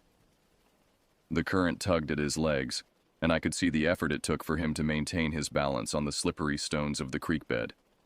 He made it across and immediately disappeared into the shadows of the far bank. Riley followed, younger and stronger but less experienced in reading the treacherous footing. I held my breath as he navigated the deepest part of the crossing, where the water reached nearly to his waist. Then it was my turn. The water was shockingly cold, even after the numbing effect of walking in the creek for over an hour. The current was stronger than I'd expected, and the stones beneath my feet were covered with a slippery coating that made every step uncertain.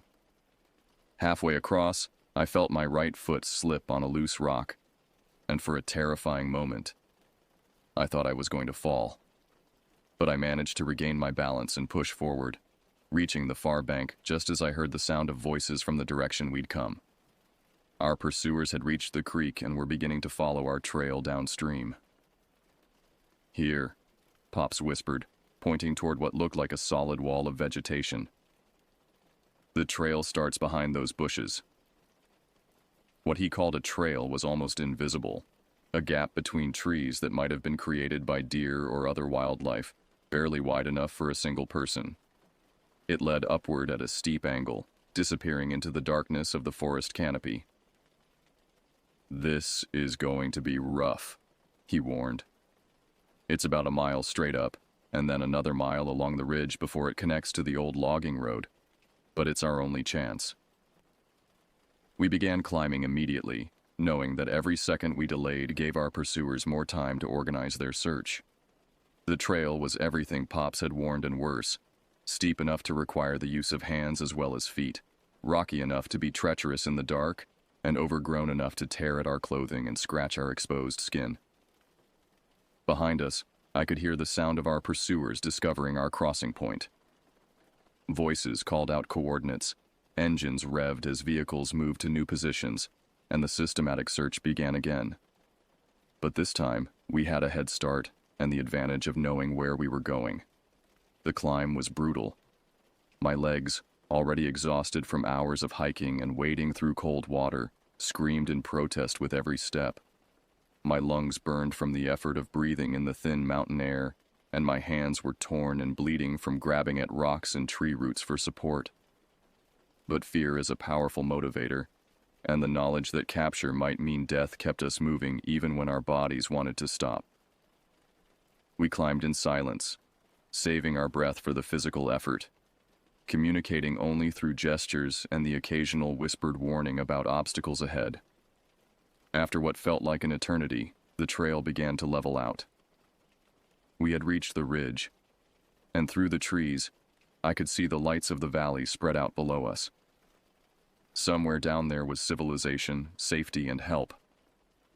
But we still had to get there. "The logging road is just ahead," Pops gasped, his voice showing the strain of the climb. "Once we reach it, it's all downhill to the main highway." The logging road was a blessed relief, wide enough for vehicles, smooth enough for relatively easy walking, and familiar enough that we could move with more confidence. We began jogging despite our exhaustion, knowing that we were racing against time and the organizational abilities of our pursuers. As we rounded a curve in the road, I saw the most beautiful sight of my life, the headlights of a sheriff's department patrol car moving slowly up the road toward us. Pops pulled out his emergency whistle and began blowing it in the pattern that indicated distress, the sound echoing off the mountains around us. The patrol car stopped, and I could see the officer inside speaking rapidly into his radio. Within minutes, the quiet mountain road was filled with the lights and sounds of law enforcement vehicles, paramedics, and search and rescue teams. "We found something," one of the deputies reported after taking our statement. "A major methamphetamine manufacturing operation about 2 miles from where you started your hike. We've arrested 6 people so far, and we found enough equipment and chemicals to supply half the state. We had stumbled into something much bigger than a simple drug operation. We had discovered a criminal enterprise that had been operating in the mountains for months, using the remote trails to transport supplies and finished products while staying hidden from law enforcement. You boys are lucky to be alive," the sheriff told us as paramedics checked us for injuries. "These people have been responsible for at least 3 disappearances in the area over the past year. People who got too close to their operation and were never seen again." As we sat in the back of the ambulance, warming ourselves with emergency blankets and hot coffee, I couldn't help but think about how close we'd come to becoming statistics ourselves. A few wrong decisions, a little less luck, a little less knowledge of the terrain, and we would have joined the ranks of people who had ventured into the mountains and never returned. The mountains of northern Georgia are beautiful, peaceful, and full of opportunities for outdoor recreation. But they also hold secrets, and some of those secrets are darker than others. Our annual hiking trip had taught us that the wilderness can be dangerous in ways that have nothing to do with wildlife or weather, and that sometimes the greatest threat in the mountains walks on two legs and carries a flashlight. We never did finish that night hike. But we lived to tell the story, and sometimes that's the best ending you can hope for.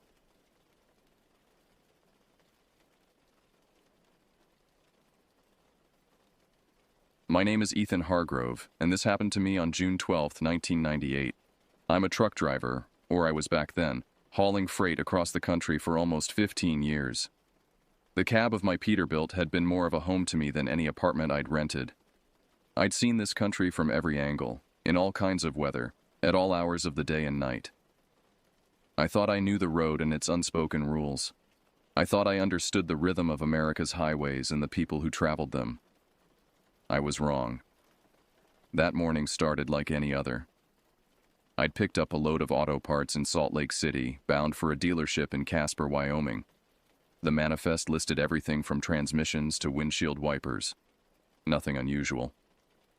The dispatcher had given me a tight timeline, but I was making good progress despite the punishing June heat that had the asphalt shimming like black water in the distance. By mid-afternoon, I was deep into Wyoming on Route 287. If you've never driven through that part of the country, it's hard to describe just how empty it is. Miles of sagebrush and dirt, broken only by the occasional fence line or distant butte. The kind of emptiness that makes a man aware of his own heartbeat. The radio reception had faded to static an hour back, and I was humming to myself when I first heard it. A metallic shriek from somewhere under the hood, followed by a series of sharp knocks. No, no, no, I muttered, easing off the accelerator. The engine temperature gauge was creeping into the red. I nursed the rig to the shoulder, the wheels crunching on gravel as I brought 18 tons of steel to a halt. When I cut the engine, the silence was immediate and complete. No passing cars, no distant tractors, just the tick of cooling metal and the whisper of wind through scrub grass. I popped the hood and was greeted by a blast of steam. Once it cleared, I didn't need my 15 years of experience to know I was in trouble. The alternator was shot, and there were signs the radiator was cracked as well. This wasn't a quick fix. I climbed back into the cab and called dispatch on my company phone. The connection was terrible, all crackles and dropped words, but I managed to report my position and situation. "Send a tow," the dispatcher's voice fragmented. "Might be a few hours." "How many hours?" I asked, but the line went dead. I tried again, but couldn't get through. Just my luck.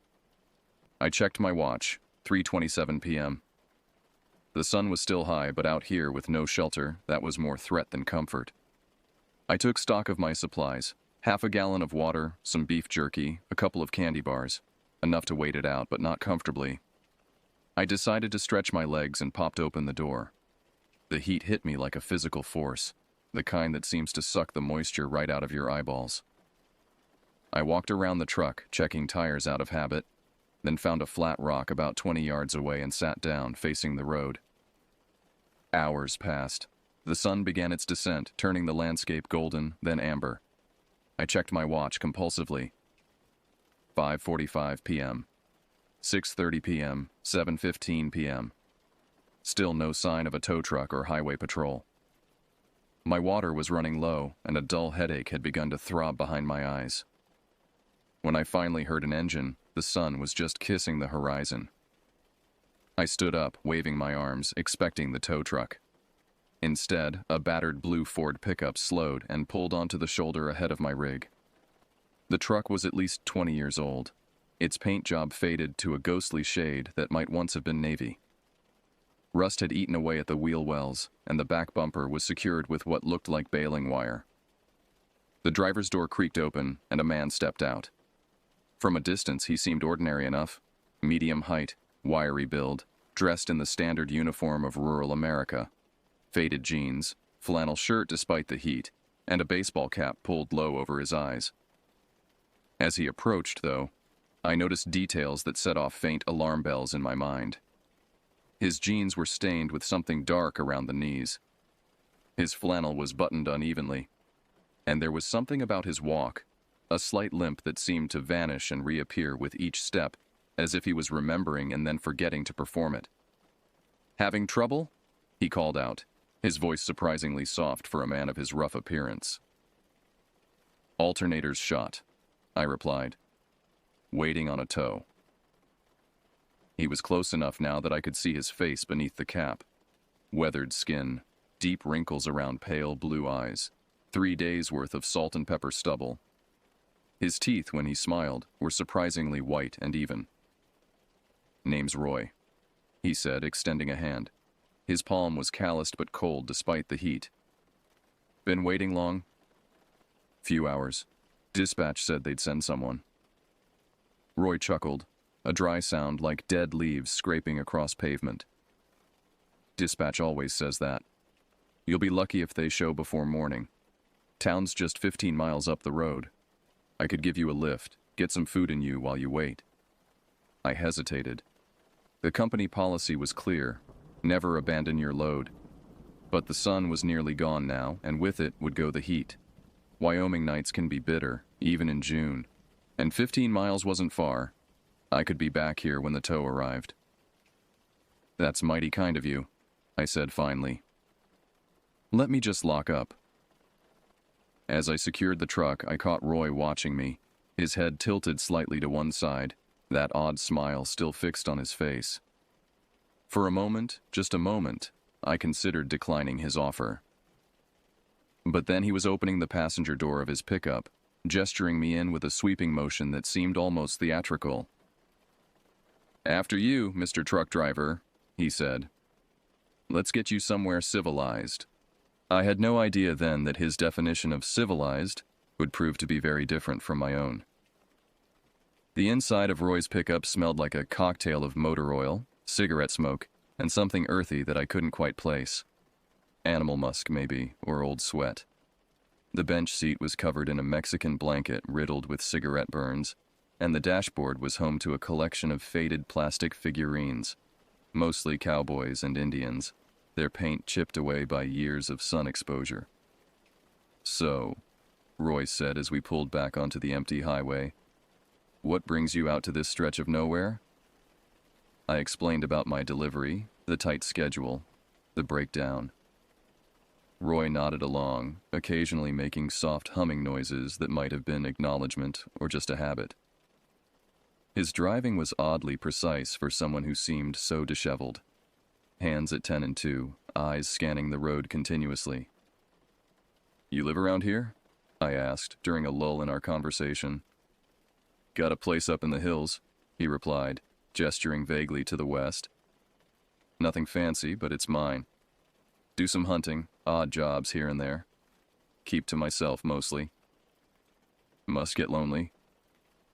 Roy turned to look at me then, his pale eyes reflecting the last crimson glow of sunset. "Lonely? Nah. People are overrated, don't you think? Always wanting something, always talking but never saying much." He smiled. "Besides, I'm not always alone." Something in his tone made me glance at the rear window, half expecting to see someone crouched in the truck bed. There was nothing but dusk and dust. The road stretched ahead, a black ribbon against the darkening landscape. We passed no other vehicles, no houses, not even a fence line. Just endless emptiness. I found myself checking my watch again, 7:45 p.m. The tow truck might already be at my rig, finding it abandoned. "How much further?" I asked. "Getting anxious?" Roy chuckled. "Not much now. Leland's just over that rise." I'd never heard of a town called Leland in Wyoming, but that wasn't unusual. Plenty of tiny settlements dotted these back highways, places too small to appear on most maps. Places where strangers were noticed. As we crested the hill, I saw it. A cluster of buildings huddled against the growing darkness like animals seeking warmth from each other. No more than a dozen structures lined the main street with a few outlying houses scattered at the edges. Only 3 buildings showed any lights. What looked like a diner, a gas station, and what might have been a bar. "Not much to look at," Roy admitted as we rolled down the main street. "But it's home to some." The town had an abandoned feel, like something left behind by the tide of progress. Several storefronts were boarded up, and those that weren't looked tired and worn. The gas station's price sign advertised unleaded at 98 cents, probably hadn't been updated in years. No people walked the sidewalks, no cars parked along the curbs. The only sign of life was a flickering neon open sign in the diner window. Roy pulled into a space directly in front of it. "Best place in town," he said. "Only place in town really, unless you count Daryl's bar, and believe me, you don't want to eat there." The diner was a classic American stereotype. Red vinyl booths, chrome-edged tables, a long counter with swiveling stools. A bell jingled as we entered, but the place was nearly empty. An elderly couple occupied a booth near the back, heads bent over mugs of coffee. A solitary man sat at the counter. Tall, broad-shouldered, with a shaved head and a neck thick as a tree trunk. He turned slightly at our entrance, his eyes narrowing as they swept over me. "That's Mitch," Roy muttered. "Town odd job, man. Bit simple but harmless." The waitress emerged from a swinging door behind the counter. She was maybe 40, with faded blonde hair pulled back in a hasty ponytail and eyes that had seen too much of something. Her name tag read Claire. "Evening, Roy," she said, her voice neutral. "Usual?" "And whatever my friend here wants," Roy replied. "This is Ethan. His rig broke down out on 287. Claire's eyes flicked to me, something unreadable passing across her face. "That's tough luck. Payphone's out back if you need to make a call." We settled into a booth and I ordered a burger and coffee. The phone could wait until after I'd eaten. My stomach was growling audibly by now. "Claire makes the best burgers in 3 counties, Roy said, tapping his fingers on the table in an irregular rhythm. "Uses fresh beef from her brother's ranch. None of that frozen patty nonsense." I nodded, watching as Claire moved behind the counter, occasionally glancing our way. The man called Mitch was watching her too, his massive shoulders hunched over a plate of something I couldn't identify. The elderly couple paid their bill and left, the bell jingling behind them. The diner felt even emptier with their departure. "Small place," I observed. "Everyone must know everyone." "Oh yes," Roy agreed. "And their business. That's the thing about small towns. No secrets last long." He leaned forward, lowering his voice. "Except the ones everyone agrees to keep." Before I could ask what he meant, Claire arrived with our food. My burger was massive, the meat juicy and pink in the middle, just the way I liked it. Roy had ordered some kind of meatloaf that he attacked with surprising delicacy, cutting it into precise squares before eating. "So," I said between bites, "is there a motel around here? Somewhere I can crash until my truck gets fixed?" Roy and Claire exchanged a quick glance that I almost missed. "Motel closed down 3 years back," Claire said. "Nearest one's in Rawlins, about 40 miles south." "I've got a spare room," Roy offered. "Nothing fancy, but the bed's clean. You're welcome to it for the night." I hesitated, my burger halfway to my mouth. The offer made sense. I was stranded after all. But something about the way Claire's eyes widened slightly made me pause. "That's real kind of you," I said carefully. "But I should probably wait here for that tow. Make sure they find my rig." Roy shrugged, returning to his methodical consumption of meatloaf. "Suit yourself. Diner closes at 9, though. Claire's got her own life to get back to." He checked his watch. "That gives you about 45 minutes. I finished my burger in thoughtful silence. Roy kept checking his watch, which struck me as odd for a man who had just described himself as someone with nowhere to be. Mitch remained at the counter, nursing a cup of coffee that he hadn't touched in the 15 minutes we'd been there. When Roy excused himself to use the restroom, Mitch moved with surprising speed for a man his size. He slid onto the seat Roy had vacated, his pale gray eyes fixed on mine. "Don't go with him," he said, his voice a rumbling whisper. "What?" "Roy, don't go to his place. Something ain't right with him." "What do you mean?" I asked, leaning forward. Mitch glanced toward the restroom door. People go missing around here. Truckers, mostly. Hitchhikers. Nobody important enough for the cops to look hard. His eyes darted nervously. Last guy who broke down. His truck got towed, but he never claimed it.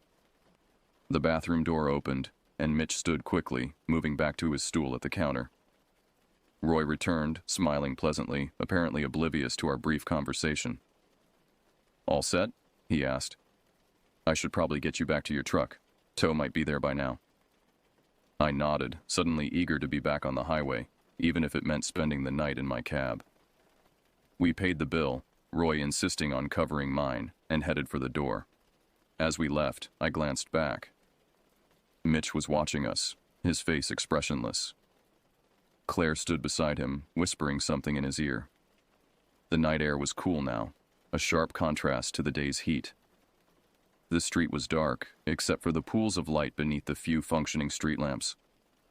Roy's truck waited by the curb, its blue paint almost black in the darkness. "Hop in," he said cheerfully. "Let's get you back to civilization." As I reached for the door handle, I caught a glimpse of movement across the street. A shadow detached itself from the alley between two buildings and moved quickly down the sidewalk, paralleling our path. For a moment, I thought it was Mitch, but this figure was smaller, more agile. "Something wrong?" Roy asked, noticing my hesitation. "No," I lied, climbing into the pickup. "Just thought I saw something." Roy's smile in the dim light of the cab was oddly tight. "Lots of shadows out here at night. Tricks the eye." As we pulled away from the curb, I couldn't shake the feeling that we were being watched, and followed. We drove in silence, the pickup's headlights carving a tunnel through the darkness. Roy had turned on the radio, but all it produced was static, punctuated occasionally by fragments of country music or evangelical preaching.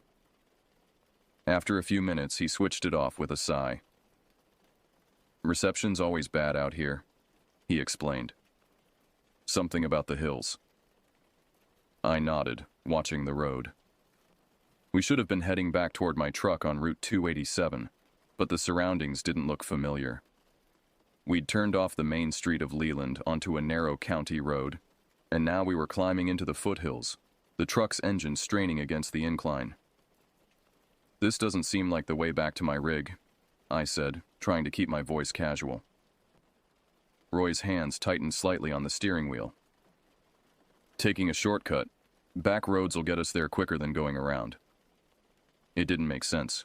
Shortcuts through hills are rarely faster than the straight shot of a highway, but I didn't argue. Instead, I studied our surroundings, mentally mapping each turn. If I needed to find my way back on foot, I wanted to remember the route. The road narrowed further, becoming little more than a dirt track. Pine trees crowded close on either side, their branches occasionally scraping against the truck's roof. We hadn't passed another vehicle since leaving town, and I hadn't seen a house or power line for at least 10 minutes. "You live out this way?" I asked. Roy nodded. "Just up ahead. Thought we'd stop by, get you something stronger than coffee for the wait. Nights get cold, even in June." Before I could object, he turned onto an even smaller track, barely visible among the trees. The truck bounced and lurched over ruts, forcing me to brace against the dashboard. After what seemed like an eternity, but was probably only 5 minutes, we emerged into a small clearing. Roy's cabin was more substantial than I'd expected, a solid structure of logs and stone, with a metal roof that gleamed dully in the moonlight. A generator hummed somewhere behind it, and yellow light spilled from the windows. A workshop or shed stood to one side, its doors secured with a heavy padlock. Beyond the buildings, the forest pressed close, dark and dense. "Home sweet home," Roy said, cutting the engine. I hesitated. Mitch's warning echoed in my mind, along with a growing catalog of oddities. Roy's inconsistent limp, his excessive watch-checking, the strange glances between him and Claire, the route that took us deeper into isolation rather than back to the highway. "Actually," I began, "I should really get back to my truck. The tow—" "Won't be there yet," Roy interrupted smoothly. "Trust me, I know how these things work out here. We're talking hours, not minutes. Come in, have a drink, warm up a bit. Then I'll take you back. Scout's honor. He held up 3 fingers in what might have been a scout salute.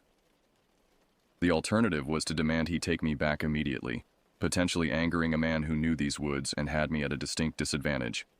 Or I could play along, look for an opportunity to use a phone or slip away. All right, I agreed. Just one drink, then back to the road.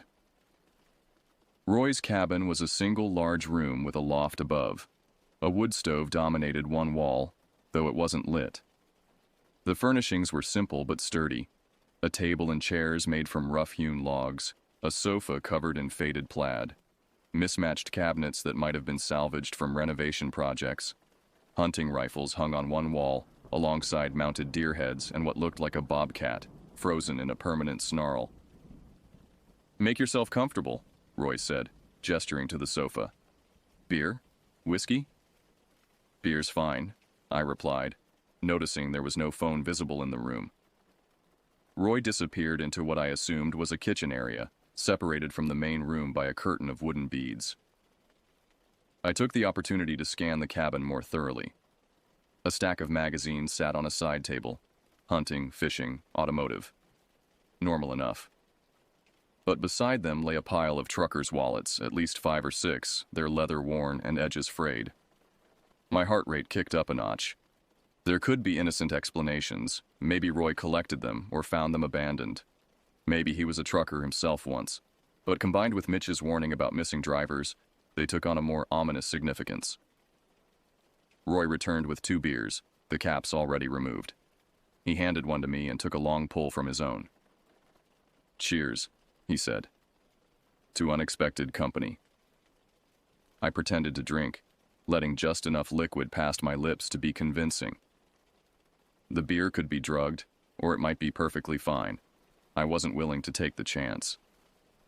Roy settled into an armchair across from me, his pale eyes never leaving my face. "So, 15 years on the road. Must have seen some interesting things." I nodded, launching into a series of sanitized road stories. Funny breakdowns, unusual cargo, strange hitchhikers. All the while, I was assessing the cabin, looking for weapons, escape routes, anything useful. The front door was the obvious exit, but there had to be a back way as well. The windows were small but not impassable. As I talked, Roy's behavior grew increasingly erratic. He would lean forward, intensely focused on my words, then abruptly check his watch or glance toward the windows. His right leg bounced continuously, an anxious tic that belied his relaxed posture. Twice he got up to peer through the curtains, as if expecting someone. "Waiting for someone?" I finally asked. Roy's smile tightened. "Just jumpy, I guess. Don't get visitors much." He checked his watch again. "Getting late. Maybe you should stay the night after all. I can make up the cot in the loft." "That's real kind," I said, forcing a smile. "But I really should get back. Company policy. Never abandon your load." "Your load's not going anywhere," Roy countered, a new edge to his voice. "And neither is your truck. Roads aren't safe at night. All sorts of things wander out of these hills after dark." The threat was thinly veiled, but before I could respond, a sound from outside caught both our attention. The crunch of tires on gravel, a car door slamming. Roy stood abruptly. "Excuse me," he said, his voice tight. "Got to check on something." He grabbed a jacket from a hook by the door and stepped outside, pulling it shut behind him. Immediately I moved to the window, careful to stay hidden behind the curtain. In the moonlight, I could see Roy striding toward a vehicle parked at the edge of the clearing. Not his blue pickup, but a newer model SUV, dark in color. A figure stood beside it, gesticulating angrily. Even from a distance, I recognized the massive shoulders and shaved head of Mitch from the diner. The 2 men were arguing, their voices rising and falling, but never quite loud enough for me to make out words. Mitch pointed repeatedly toward the cabin, toward me, while Roy shook his head emphatically. At one point, Roy shoved Mitch backward, a move that seemed suicidal given the size difference between them, but Mitch merely stumbled and continued arguing. This was my chance. I abandoned the window and moved quickly through the cabin, looking for a back door. I found it off the kitchen area, secured with a simple deadbolt. I eased it open, wincing at the slight creak of the hinges, and stepped out into the cold night air. The forest loomed just 20 yards away, dark and dense, offering concealment but also countless hazards for someone unfamiliar with the terrain. Still, it was better than staying. I closed the door quietly behind me and took a deep breath, orienting myself. The arguing voices still came from the front of the cabin, but they had grown more heated. I moved along the cabin wall until I reached the corner, then paused, listening. From here, I could make out fragments of the argument. "Told you not tonight," Roy was saying. "Too risky with the truck still out there." "Don't care," Mitch replied, his voice surprisingly high for a man his size. "Claire says it has to be tonight. Says she saw—" "Claire worries too much," Roy interrupted. "We've been careful. No one's connected anything." "The wallets," Mitch insisted. "You keep the damn wallets like trophies. Someone's going to—" "Enough!" Roy's voice cracked like a whip. "I'm handling it. Go back to town. Tell Claire everything's fine." A tense silence followed, broken only by the soft hooting of an owl somewhere in the forest. Then Mitch spoke again, his voice lower now, threatening. "If you don't take care of it, I will. Tonight." That was all I needed to hear. It was clearly me, and take care of wasn't likely to mean a warm bed and breakfast. I slipped away from the cabin, keeping low, and made for the tree line. The ground was uneven, scattered with pine needles and fallen branches that seemed determined to trip me with every step. Still, I moved as quickly as I dared, the adrenaline in my system sharpening my senses. I reached the forest edge just as I heard the SUV's engine start up. Headlights swept across the clearing as the vehicle turned, briefly illuminating me before I ducked behind a massive pine. The SUV accelerated down the dirt track, its taillights soon swallowed by darkness. I plunged deeper into the forest, using the moon's faint light to guide me. I had to find the road, flag down a passing car, get to a phone. Anything to put distance between myself and whatever Roy and Mitch had planned. Behind me, I heard the cabin door slam, followed by Roy's voice, calling my name. He knew I was gone. The hunt had begun. The forest closed around me like a fist. Pine boughs slapped at my face, roots and rocks conspired to trip me, and the darkness between the trees was absolute. Only patches of moonlight filtering through the canopy offered any guidance. I moved as quickly as I dared, trying to maintain a straight line while listening for pursuit. Roy's voice echoed through the trees, growing fainter as I put distance between us. "Ethan! Come on, man! It's dangerous out there! Bears, coyotes, you don't know these woods!" I almost laughed at that. Bears and coyotes were the least of my concerns right now. I kept moving, using the slope of the land to orient myself. Downhill should eventually lead to the road, I reasoned, or at least to a creek that might lead to civilization. The ground grew steeper, forcing me to grab at saplings and branches to control my descent. My breathing came in ragged gasps, sweat trickling down my back despite the chill night air. I wasn't in terrible shape for a truck driver, but this mad scramble through unfamiliar terrain was pushing my limits. A branch snapped somewhere behind me, not close, but close enough to renew my urgency. I picked up my pace, half running, half sliding down the increasingly steep slope. The trees were thinning now, which meant better visibility but less cover. Suddenly, my foot caught on an exposed root, and I was falling, tumbling down the hillside in an uncontrolled roll. Rocks and branches battered my body as I desperately tried to slow my descent. I came to a stop against the trunk of a massive pine, the impact knocking the wind from my lungs. For several long moments, I lay there, struggling to breathe, my entire body throbbing with new bruises. When I finally managed to sit up, I assessed the damage. Nothing seemed broken, though my right ankle protested sharply when I put weight on it. Sprained, most likely. My jacket was torn, and I could feel blood trickling from a cut on my forehead. I leaned against the tree, listening. The forest had gone quiet. No voice calling my name. No snapping branches or crunching footsteps. Had I lost him? or was Roy simply moving more carefully now, stalking rather than pursuing? The thought spurred me back into motion. I pushed away from the tree, testing my injured ankle. It hurt, but it would bear my weight if I was careful.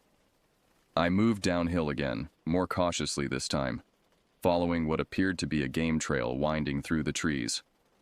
After what felt like hours but was probably only 20 minutes, the forest began to thin further. The slope gentled, and ahead, I could see a break in the trees. Not a clearing, but the wider space of a road or fire break. Hope surged through me, giving fresh energy to my tired legs. I emerged onto a dirt road, narrow and rutted, but definitely a road. In the moonlight, I could see tire tracks in the dust. Someone had driven here recently. Which direction would lead to the highway?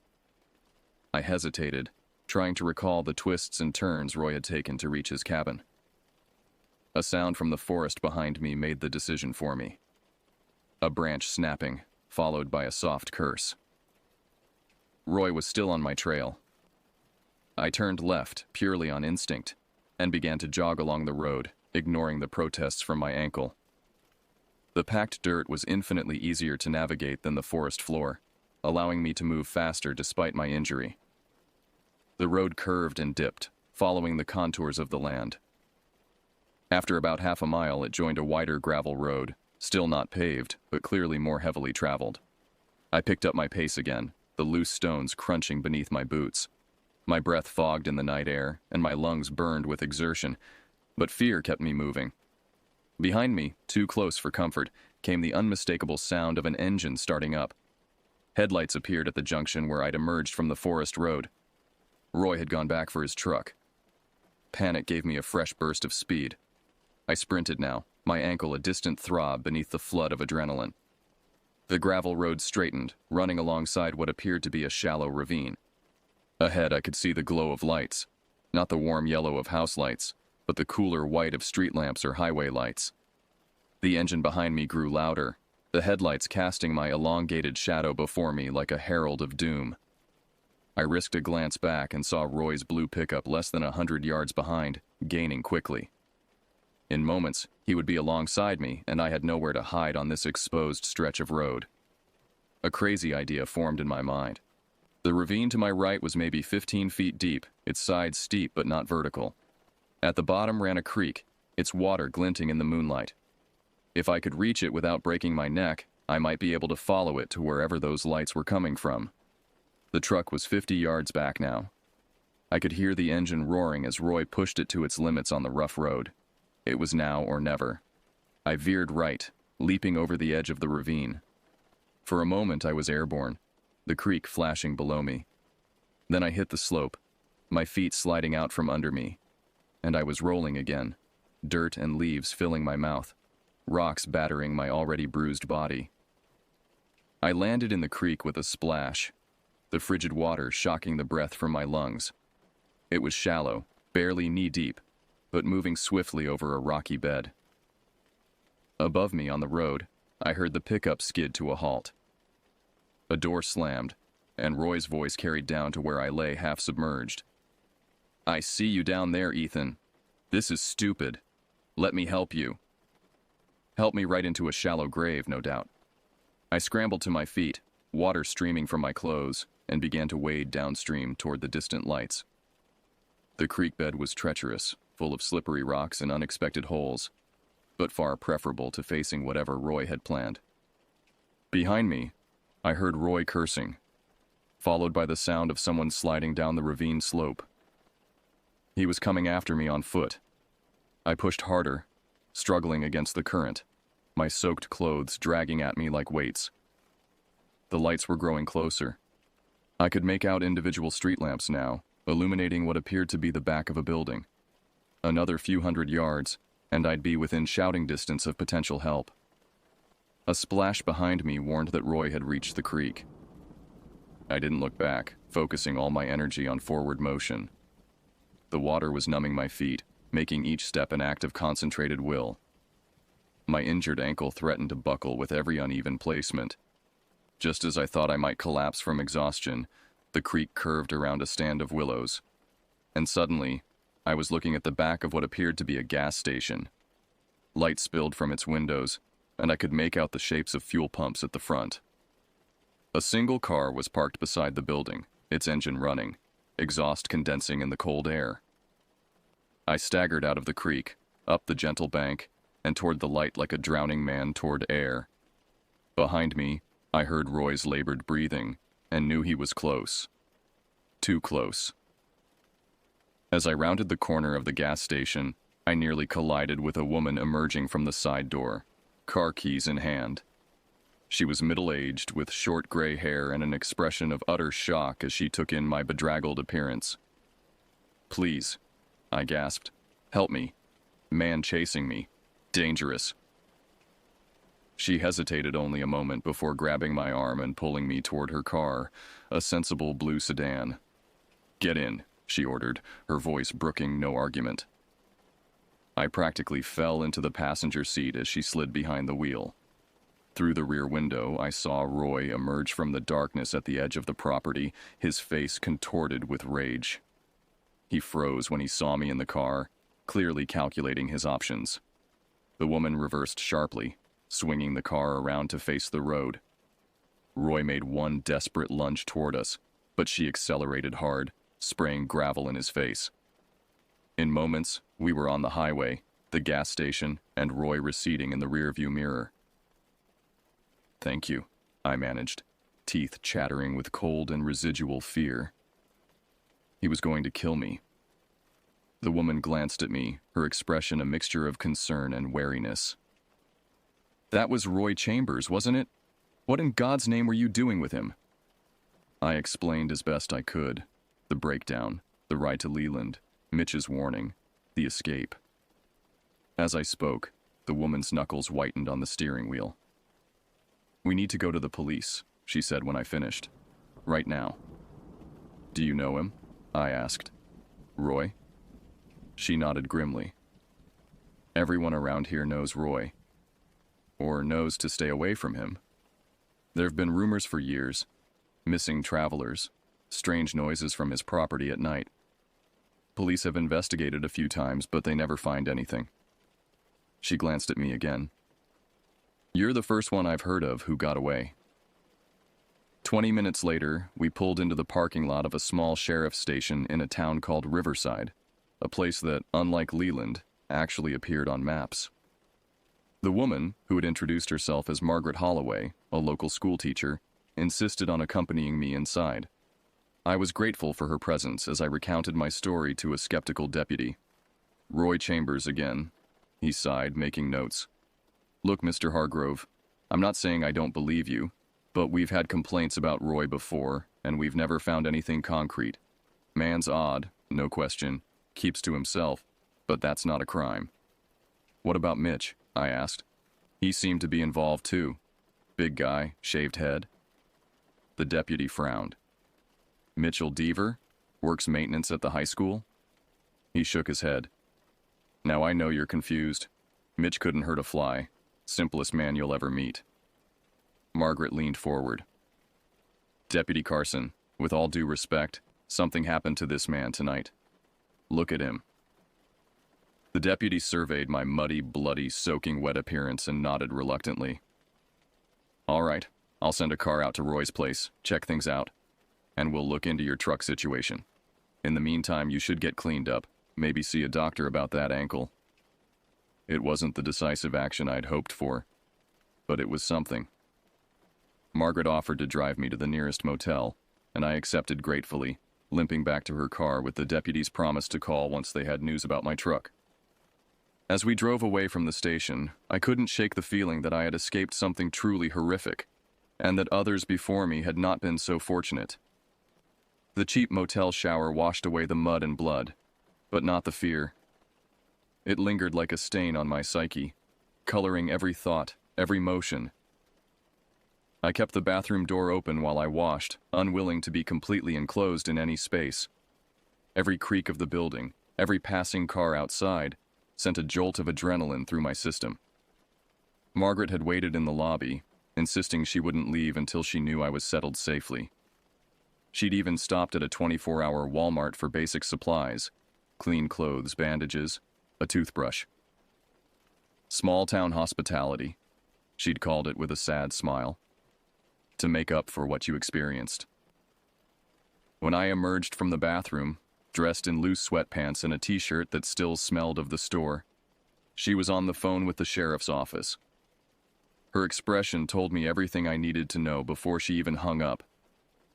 "They went to Roy's cabin," she said quietly. "He was there, calm as could be. Said he'd given a stranded trucker a ride to town, but the man had wandered off from the diner, claimed he was worried and went looking for you." "And they believed him?" I asked incredulously. Margaret sighed. "They said there was no sign of a struggle, no evidence of anything illegal. Just a lonely man in a cabin in the woods." She hesitated. "They did find your truck, though. Tow truck got there about an hour after you left with Roy. It's at Jenkins' garage in Riverside now." Relief flooded through me at that news. My rig was safe, at least. I'd have to answer to the company about abandoning it, but that was a small price to pay for being alive. "What about Mitch?" I asked. "Did they talk to him?" "Mitchell Deaver was at home with his wife all evening, according to the police. Has an alibi for the entire night." I shook my head, confused. "That's impossible. I saw him at the diner, then at Roy's cabin. He was arguing with Roy about taking care of me." Margaret's expression was troubled. "Ethan, I've known Mitch Deaver my whole life. He's worked at the high school for 20 years. He coaches Little League in the summer.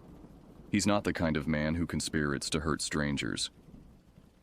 "Then who did I see?" I asked, doubt creeping into my voice for the first time. Had the stress of the breakdown, the isolation, the strange town made me imagine things? Was Roy just an eccentric local who'd genuinely been trying to help? No. I couldn't accept that. The wallets in the cabin, the argument I'd overheard, the pursuit through the woods, those weren't hallucinations. "Get some rest," Margaret advised, standing to leave. "Things will be clearer in the morning. The garage opens at 8. They'll tell you what's wrong with your truck." I thanked her again for her help, and she left me alone with my thoughts and the growing uncertainty about what had actually happened that night. Sleep came in fits and starts, haunted by dreams of pursuit through endless woods, of Roy's pale eyes watching me from the darkness, of massive hands closing around my throat. I woke shortly after dawn, exhausted but relieved to see sunlight streaming through the thin motel curtains. The garage was a 10-minute walk from the motel. My ankle throbbed with each step, but the pain was clarifying, a physical reminder that the previous night had been real, whatever its true nature.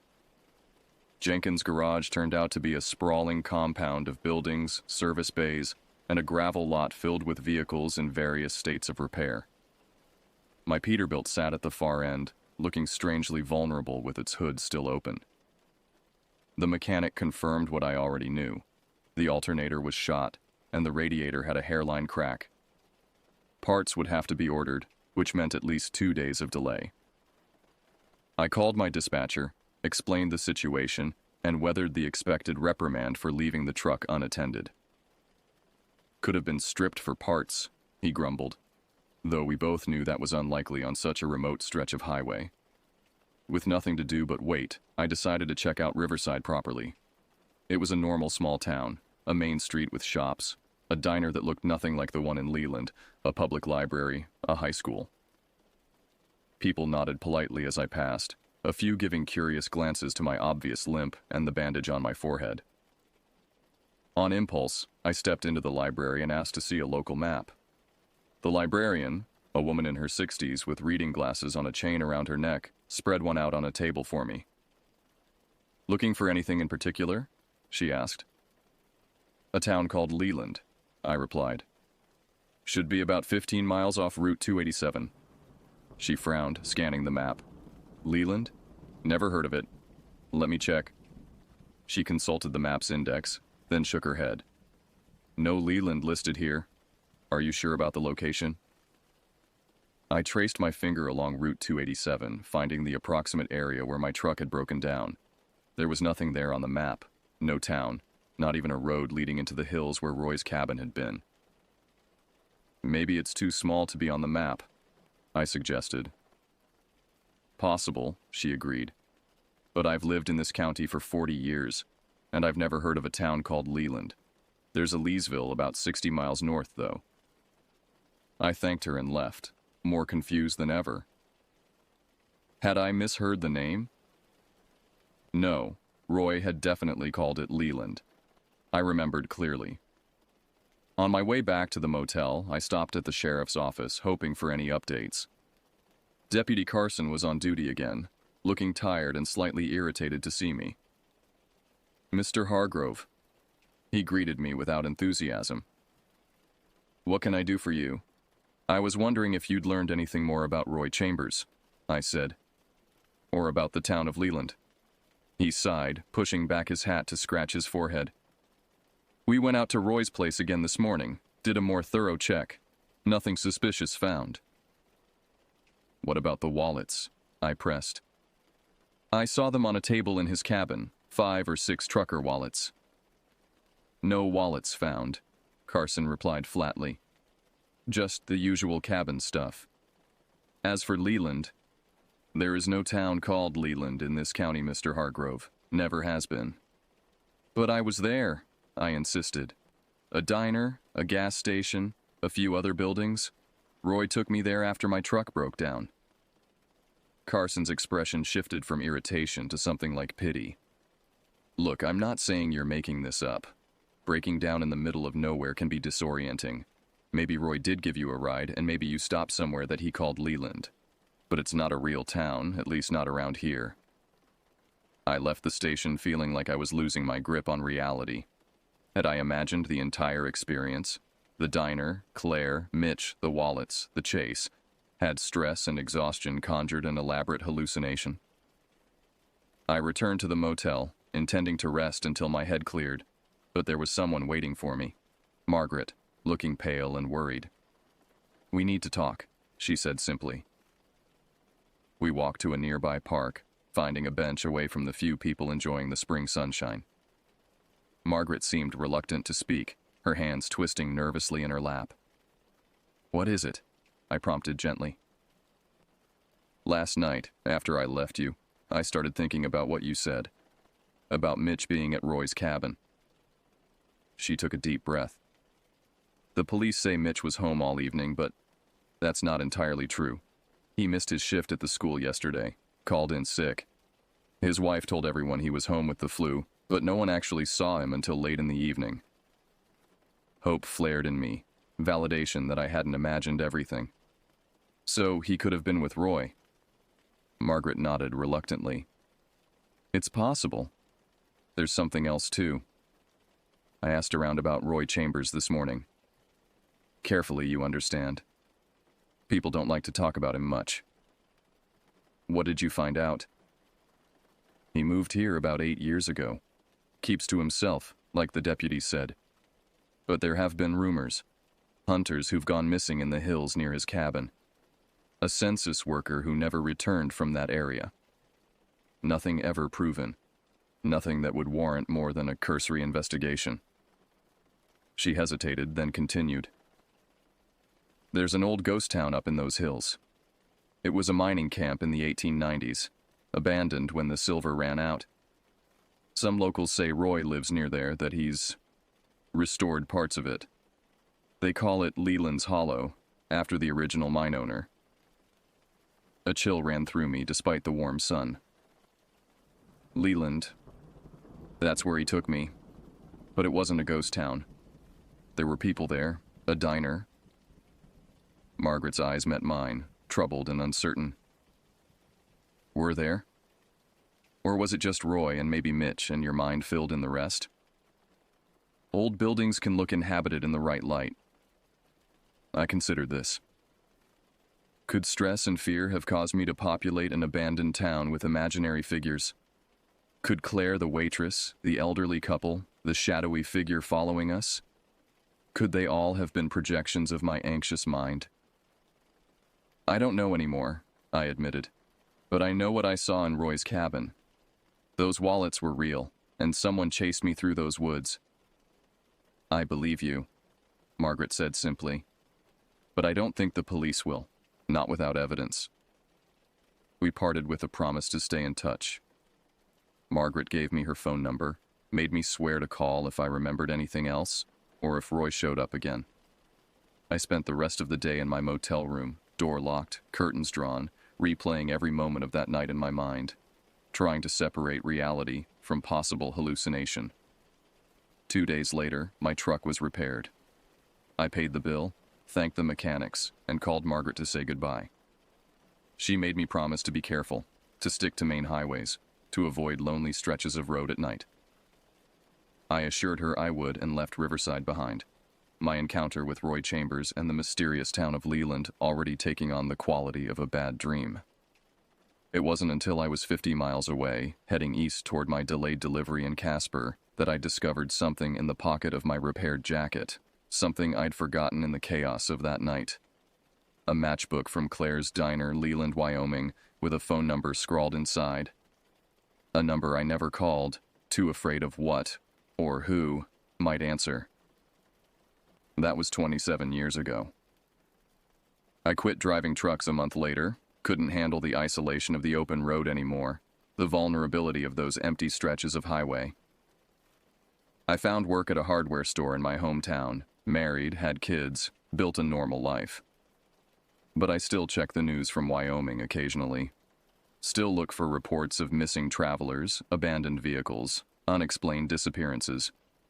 Over the years, there have been a few. Not many, just enough to make me wonder. And sometimes, on cold nights when sleep won't come, I find myself thinking about a town that doesn't exist, and a man with pale eyes who hunts in the darkness, and I wonder how many weren't as lucky as I was. Because the truest horror isn't in the supernatural or the impossible. It's in the realization that monsters walk among us wearing human faces, and that sometimes the only difference between survival and becoming another forgotten victim is blind, dumb luck, and the kindness of a stranger willing to stop for a man running out of the dark.